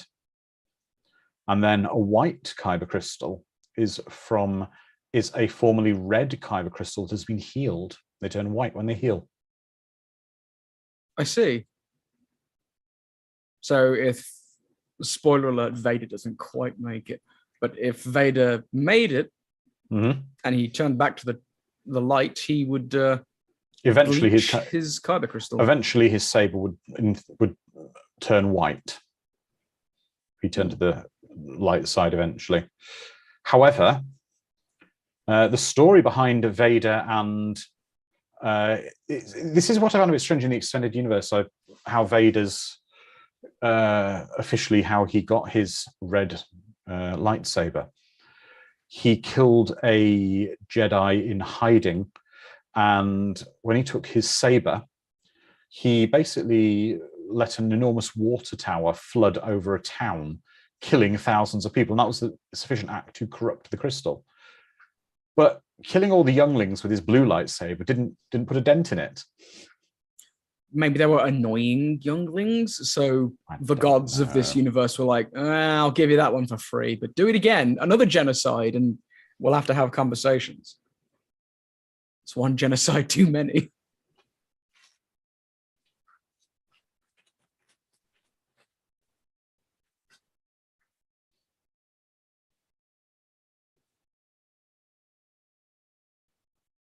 That's right. That's right, Onzi. Kylo Ren's kyber crystal was cracked.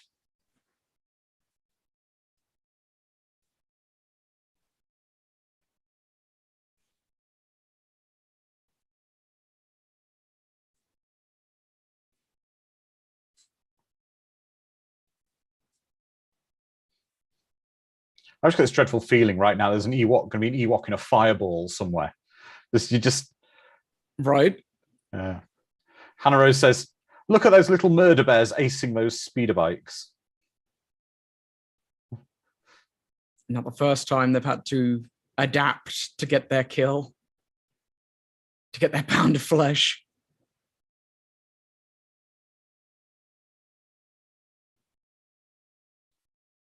I love that he uses the oldest trick in the book, the tap on the other shoulder technique. And that's Captain Rex at the front there. There you go. I know it's a fairly recent retcon, but from Rebels. But hey, I will go with it. I like it because I think it's great tying in. Some of the animated Star Wars stuff recent years has been better than. Has been some of the best Star Wars. I've always heard that. The final episode of Rebels is incredibly powerful. Many times in my youth, I was told to watch the Clone Wars TV show, and I kept saying, and the Clone Wars, the final episode of the Clone Wars as well. The final episode of Rebels and Clone Wars, incredibly powerful.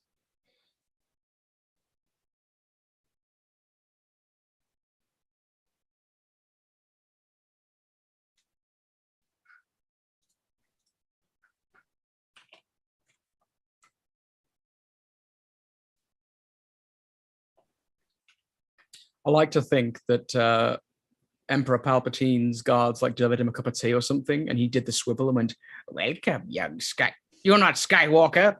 But how many times has he swiveled around and addressed the wrong individual?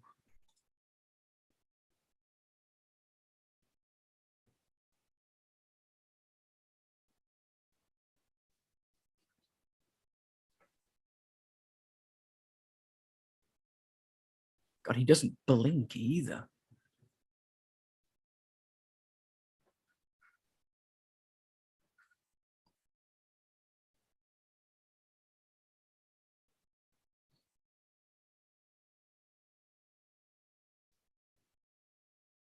Great many things.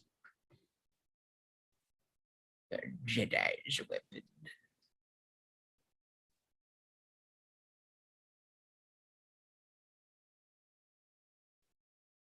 It's decent old person makeup as well. Ian McDiarmid wasn't actually very old when he made this. That's the crazy thing. No, yeah. But having a young person in makeup can... He does it. He plays it very well because he has that old rickety vulnerability whenever he walks with his cane. He puts it on very well. And then he becomes far more animated when he needs to. He would have been in his late 30s here. Yeah.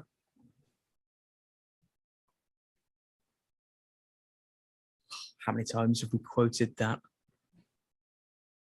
Mm.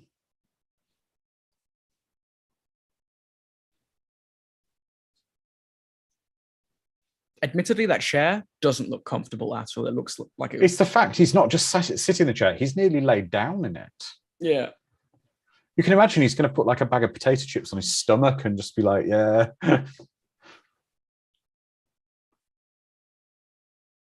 Emperor Palpatine is a couch potato confirmed? Question mark. I just love the way he delivers the lines. He didn't care. And it's the sarcasm as well. Oh.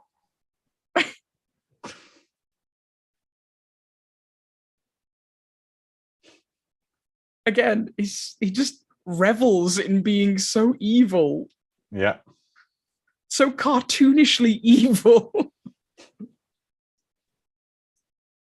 All he needs to do is tie someone to a train track and wait for a space train to come by.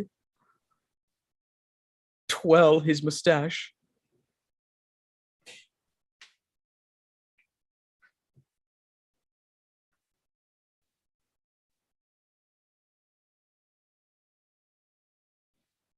That's right, Onzi. The darker the Sith go to the dark side of the Force, the more it deforms them. That's right.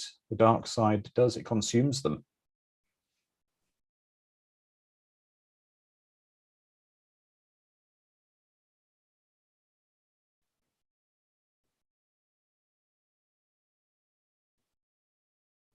I've also got to say, flying the Millennium Falcon is just the most incredible thing to do when you're sat there when you're on the ride. There's a bit where it's like go to hyperspace and you have to pull the levers. Oh, that's cool. Yes. There's Wedge.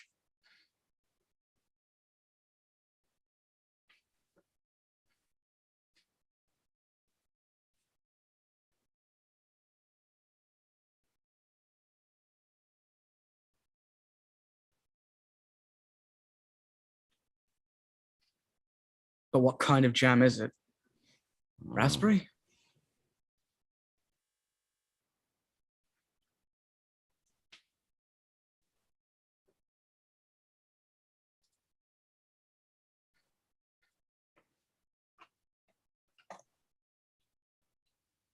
It's a trap.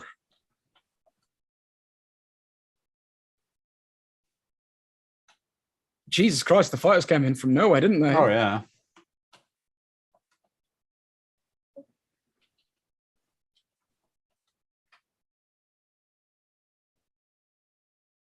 All right, so Millennium Falcon's off the table. Clearly, you can't have that one because it belongs to other people. If you're in this universe and you have your choice of ships, what are you piloting? An X-wing for me. Damn, that's the only one I know. What, the A-wing? That's the one that kind of just looks like the letter A, right? Yes, that's right. That's right. I was just checking something in one of the new canon books that's released. One of the trainers of Poe Dameron, who's the ace fighter in the sequel trilogy, was Wedge, which is kind of nice, kind of link to it.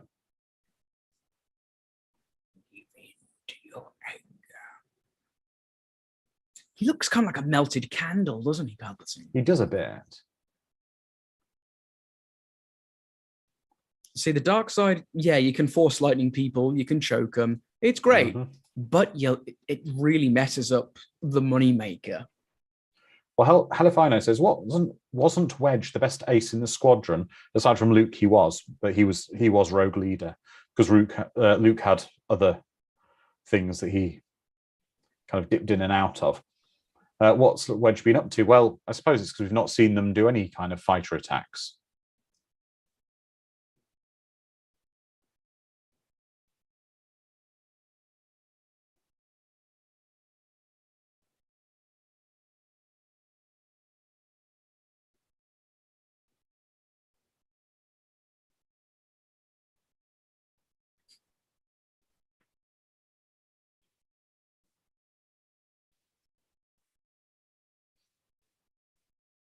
Scuttles behind a tree.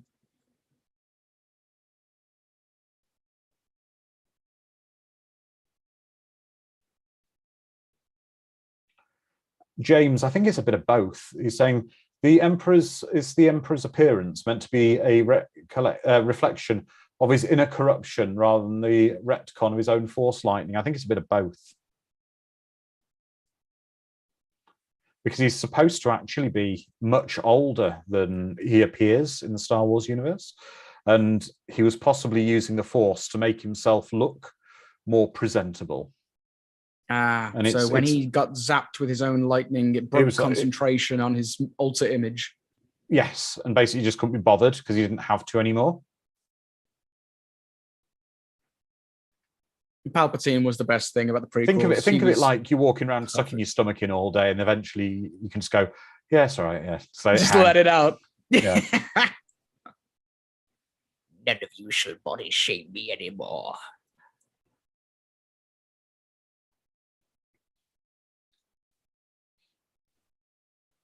This is such a cool scene. There's just so much just going on everywhere. Yeah, just chaos. Oh God, there they are, de-shelling their food. That's right. What is this rudimentary glider they've constructed? Probably out of flayed flesh from their kills. The point of this in the film is the arrogance of the Empire, isn't it? That they obviously took over this forest moon. They didn't think the cute little death bears, apart from the 5% a week cannibal of loss in troops to cannibalism, were any challenge to the Empire. Biggest mistake was ignoring the cannibals.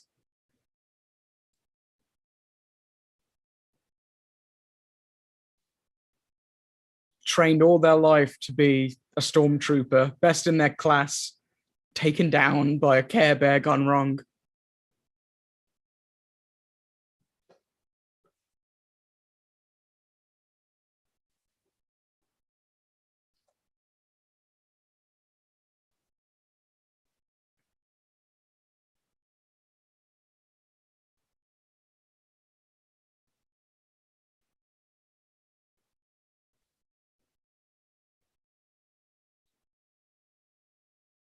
They've constructed ballistas? Yep. Oh no. The superior siege weapon.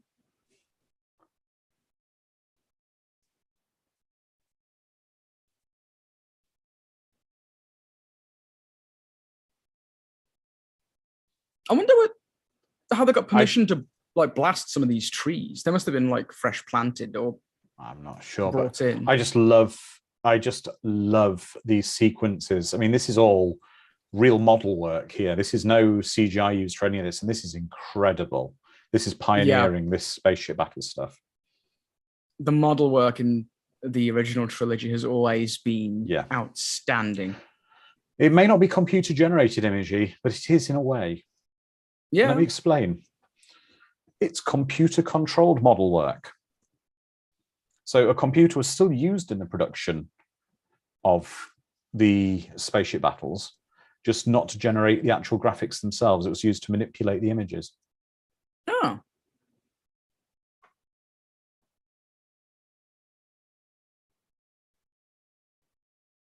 Exactly, Phonic. They used a computer to track the models.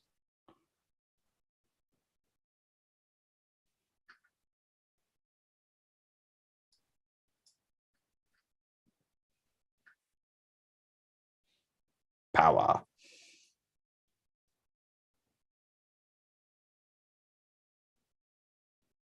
God, he really doesn't blink. He's like Willem Dafoe. These bloody helmets. Look at them. They're ludicrous. And again, they've not got a safety rail for the big beam of energy by them.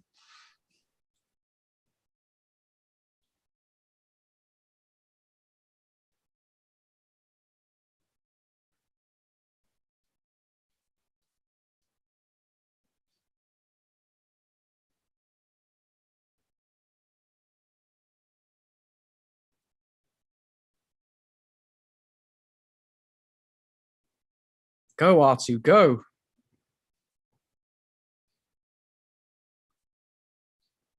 And they don't notice the... How many Ewoks are there to be mildly tapped on the head with a stick by? They're Ewok berserkers, clearly. Yes. They've eaten some dodgy shrooms and they're going haywire. That's right. The bloodlust is taking over. Their strength is tenfold. I will say there's not a moment in this film where you're not having fun watching it. Yeah, it's engaging as all hell. It's Yeah. As goofy and silly as some of the stuff is, like the Ewoks, it's still engaging. And no, why do you have to be so brave, R2? Yeah. I do love... Why haven't you been doing it? You'll see why. Yeah. You'll see why in a minute. And this is what I love about it, the comedy as well. It's just done so well. A film doesn't need to have just depression and darkness throughout it. It can always have moments of levity in it. And Harrison Ford clearly was having fun making this film. Well, I suppose I can just hotwire it.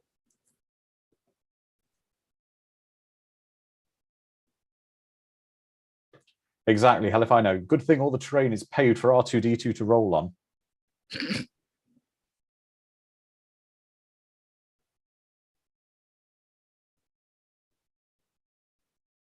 Oh yeah, if you're real close to the Death Star, you can't get blasted by it.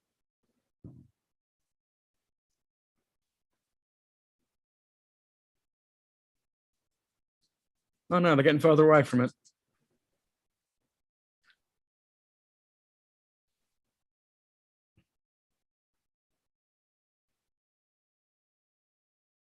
I take it all these guys have names as well. The cannon every fodder. character will have a name. I wonder if Lucas had like a name generating thing, like just rolled some dice and had syllables that just came together. See, Luke is getting torn.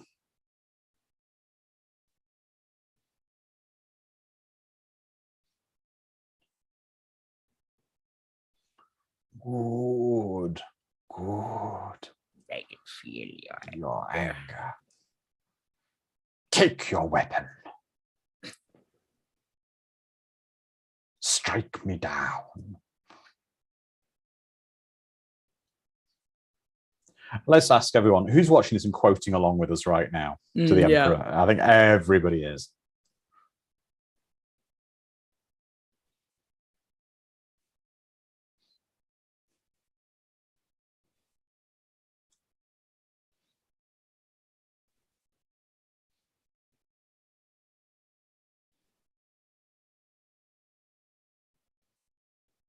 The amount of times I played Star Wars as a kid with sticks and stones in the woods near my house.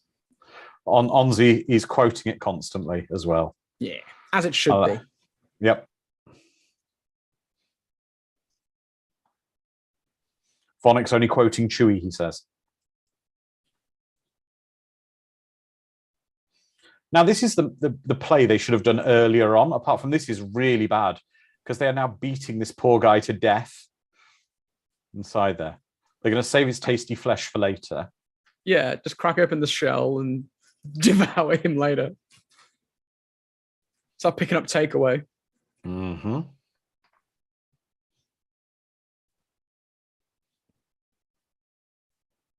Oh.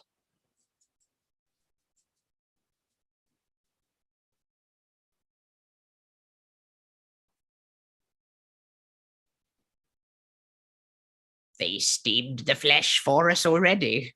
Good. Yes.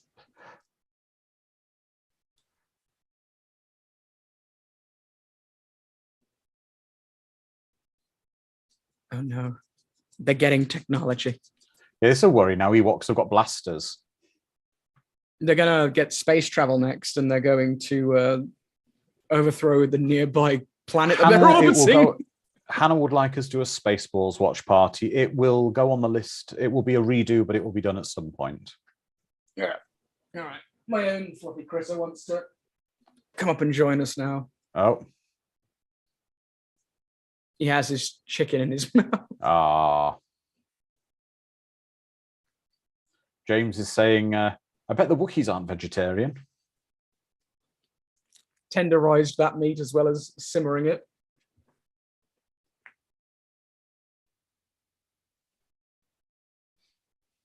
I think from a mass point of view, not a mass point of view, Ewoks must weigh quite a lot because they. There we go. Well done, Han. Put the parking lock on the. Yeah. It's Ewoks must weigh quite a lot because they seem to be significantly heavy enough to be able to knock stormtroopers for 6 when they run into them and things. Yeah. They're incredibly dense. Was that blood on Han's hand? Blood in a Star Wars movie? Might be a little bit of blood from where she was shot. Yeah. But it's only a flesh wound. 'Tis but a scratch.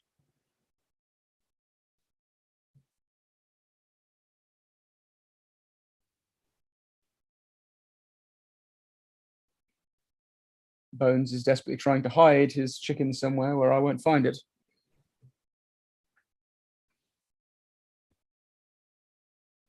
That's one hell of a kick, Luke. He backflipped down those stairs. That was a cool.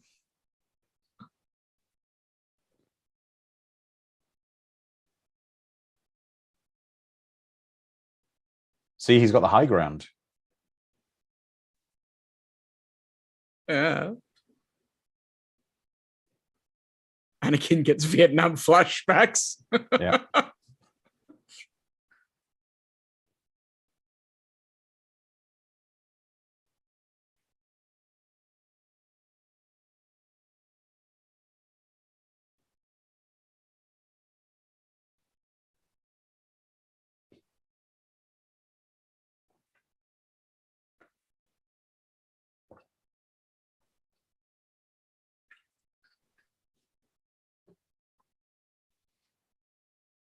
I do prefer these fight scenes as well. I know that the fight scenes in the prequels are very well choreographed. Mr. Furzel's saying it's true there. So much going on here than all the twirly, flippy lightsaber battles of the prequels or the later sequels. Yes, I don't need.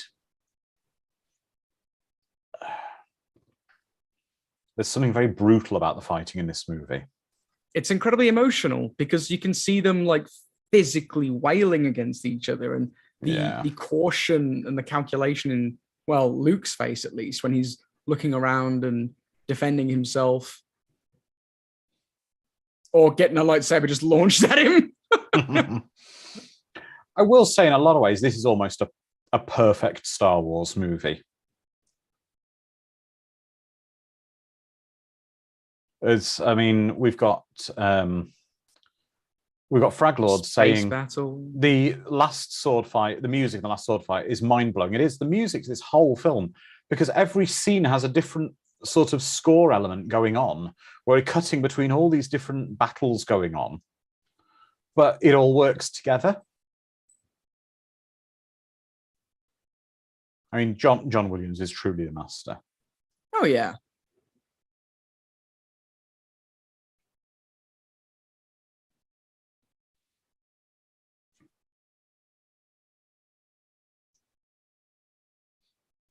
Send all the troops outside. It couldn't possibly be an ambush. Don't look left or right when you leave. Yes.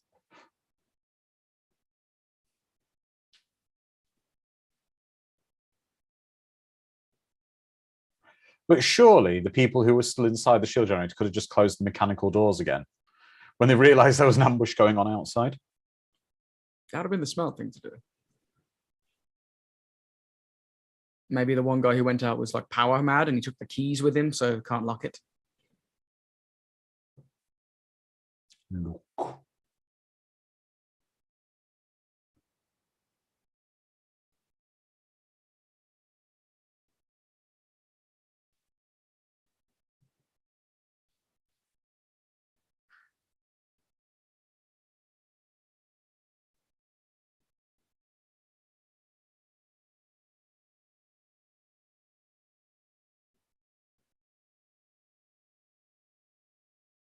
Oh God, you kissed your sister.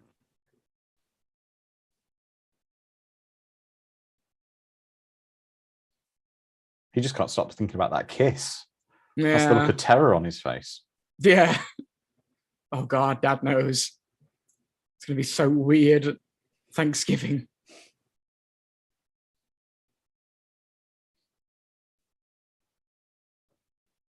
Oh, it's great the way he's just pushing Luke's buttons. Yeah.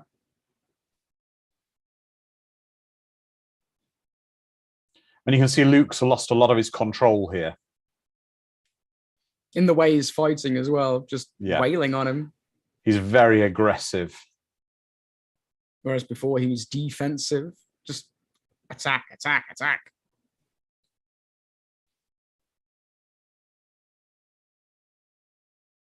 This bit especially. Oh, Yeah. emotion, power, revenge. Wheezy Darth Vader.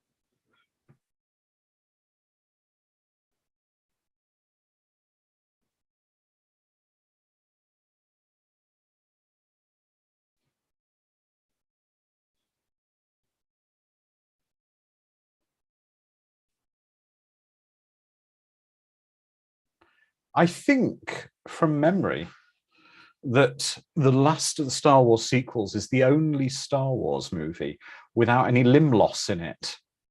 Oh, that's a shame. It's an integral part of the franchise.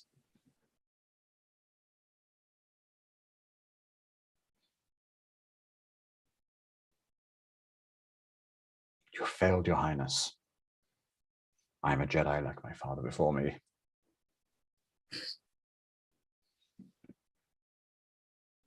God, I know this film so well.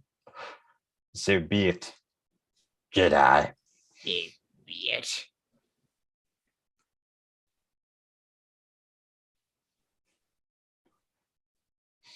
I'm not sure I'd be trusting Han Solo to be leading the. I'd want Leia having the oversight and the supervision of the explosion of the shield generator.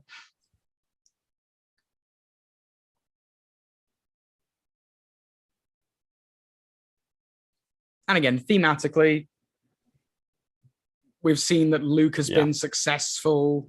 So then everyone else starts becoming successful. It's bringing up the excitement. Everyone's being successful now. And then it flips it on its head immediately. Well, Fraglord said it's pretty much a repeat of the first movie in destroying a Death Star, but everything dialed up to 10. It is, but the destruction of the Death Star is the B plot in the finale. Mm-hmm.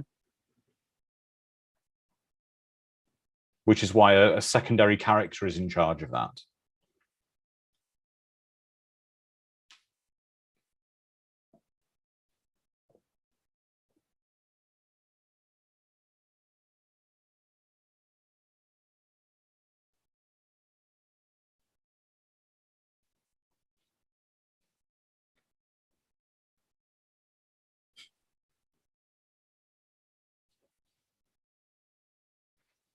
And this is where Anakin is coming back now, and where Palpatine is so focused on his hatred of Luke, he can't feel the conflict, or is choosing to ignore the conflict in Vader.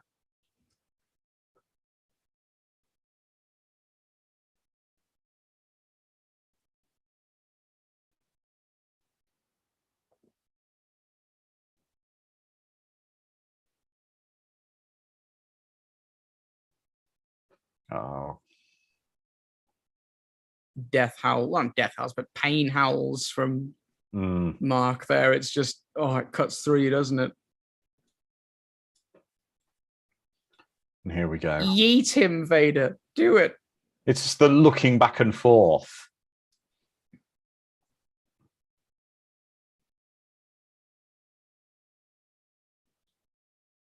Yeah, exactly, Jedi Wizard.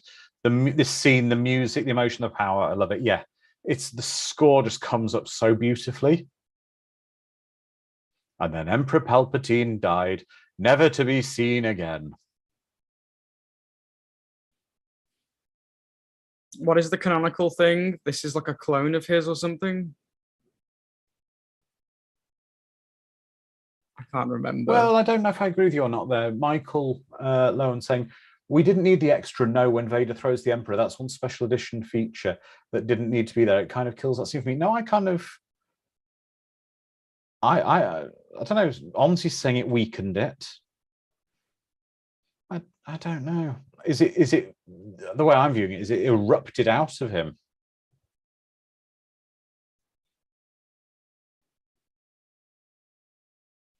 Again, I love that. This is just so wonderfully shot. These, obviously, they had to fly a camera through this incredible miniature and then obviously overlay the ships onto it. But how amazing is this sequence?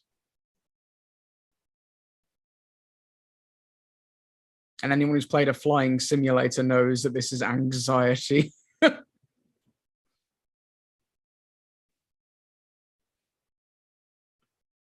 Actually, some of my favorite Star Wars games are like the Rogue Squadron shooter games where you are just in an X-Wing kicking ass. Ooh, there goes the radar. Yep, and when we see the Falcon again, it's got a square dish.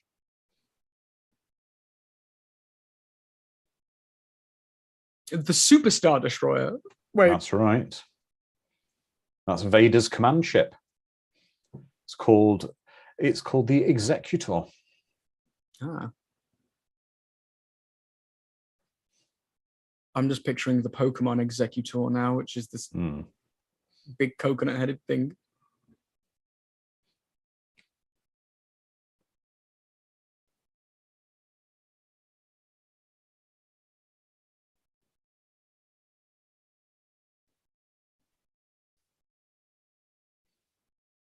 Oof. Beautiful fireball. Yeah. I love the fact that Luke is running around with the second in command, who everyone's afraid of, and basically all the Imperial officers couldn't care less. Yeah.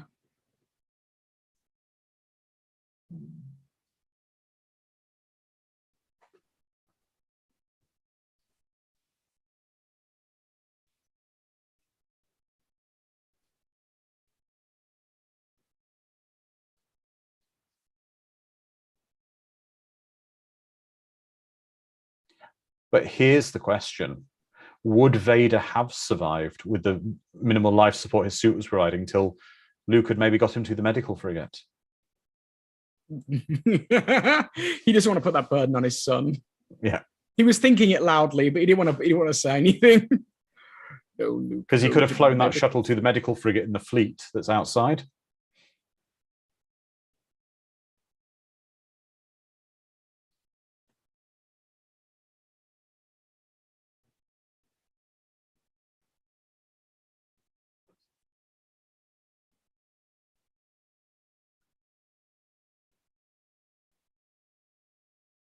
Well, they're saying, Onzi's saying he was old and tired and he had enough.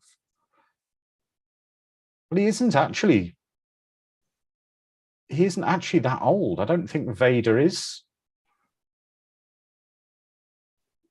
How old was Darth Vader when he died? Quickly to Wikipedia. To Wikipedia. I'm sure someone will get there before me. I'm hosting a watch party.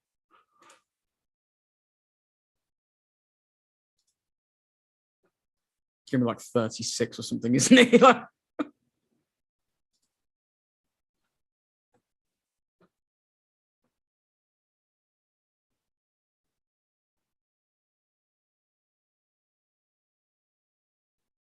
45. There you go. It's no age to go. No.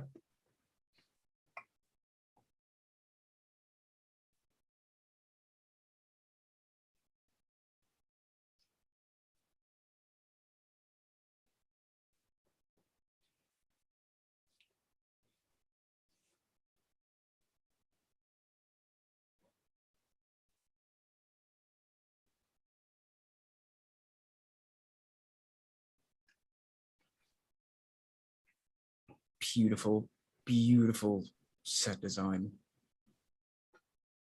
Come on.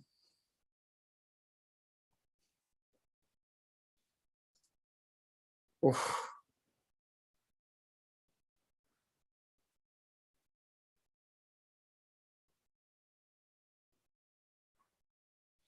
I just even like this, the music on this scene where he's escaping.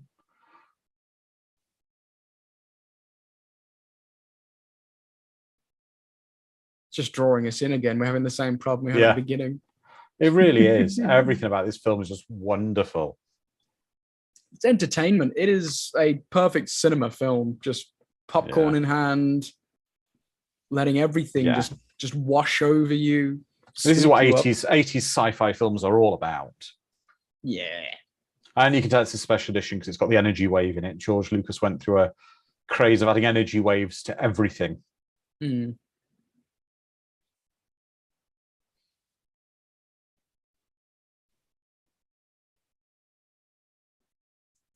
That's a good point, James.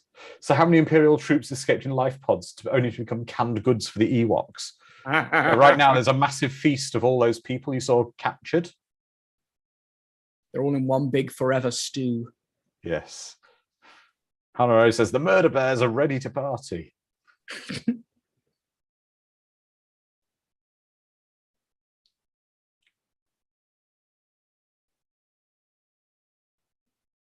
Realization in 5, 4, 3, 2, 1. Here we go.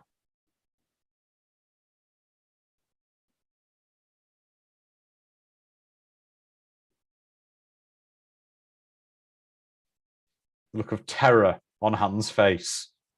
Oh God, you kissed your brother. That means I've kissed Luke. Wait, no, he didn't care about that previously anyway. You passionately kissed your brother. Not a peck on the cheek.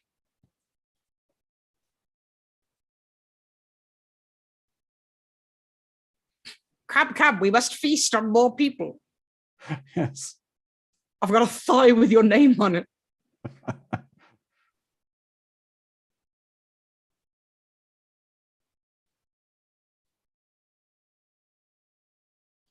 This is how I want to go. So if I manage to... What, you want to go on a funeral pyre at a... Hang on. Luke needs to be very careful here because he's burning him like in a treehouse village. That's going to be part of my funeral ceremony. It'll be in a treehouse village, and if you can escape my master death trap, then great, you get to lord that over me in death.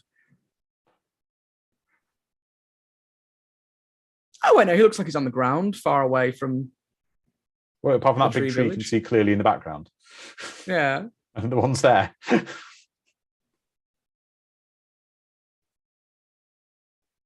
Wait. I don't mind this change to the ending. I kind of like to see that especially when they've inserted some of the prequel stuff, it's kind of nice to see the people rejoicing across the galaxy at the death of the Emperor, particularly where you see his statues falling on Coruscant. Oh no, Jar Jar's. That's Naboo. Oh. Yes. Here we are, Coruscant. Okay, yeah, so this was I thought I was going insane for a second. No, this was all added for the special editions. Did I forget? I kind of like the idea where you're seeing like the statues topple.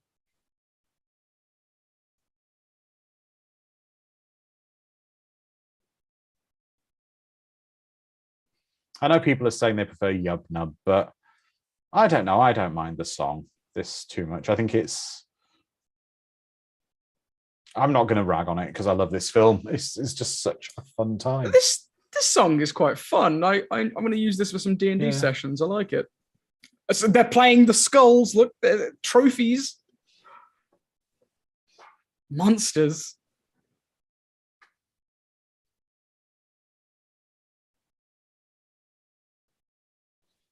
Dude.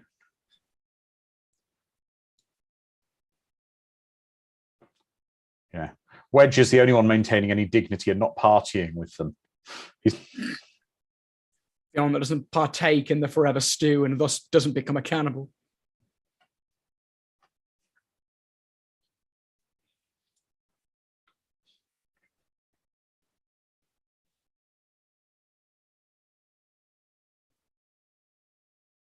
No.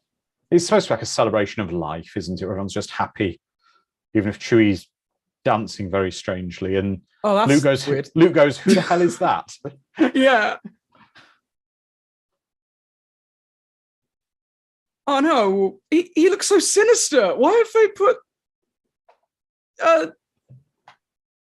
suppose that's when he turned to the dark side. So this is him as a youthful man.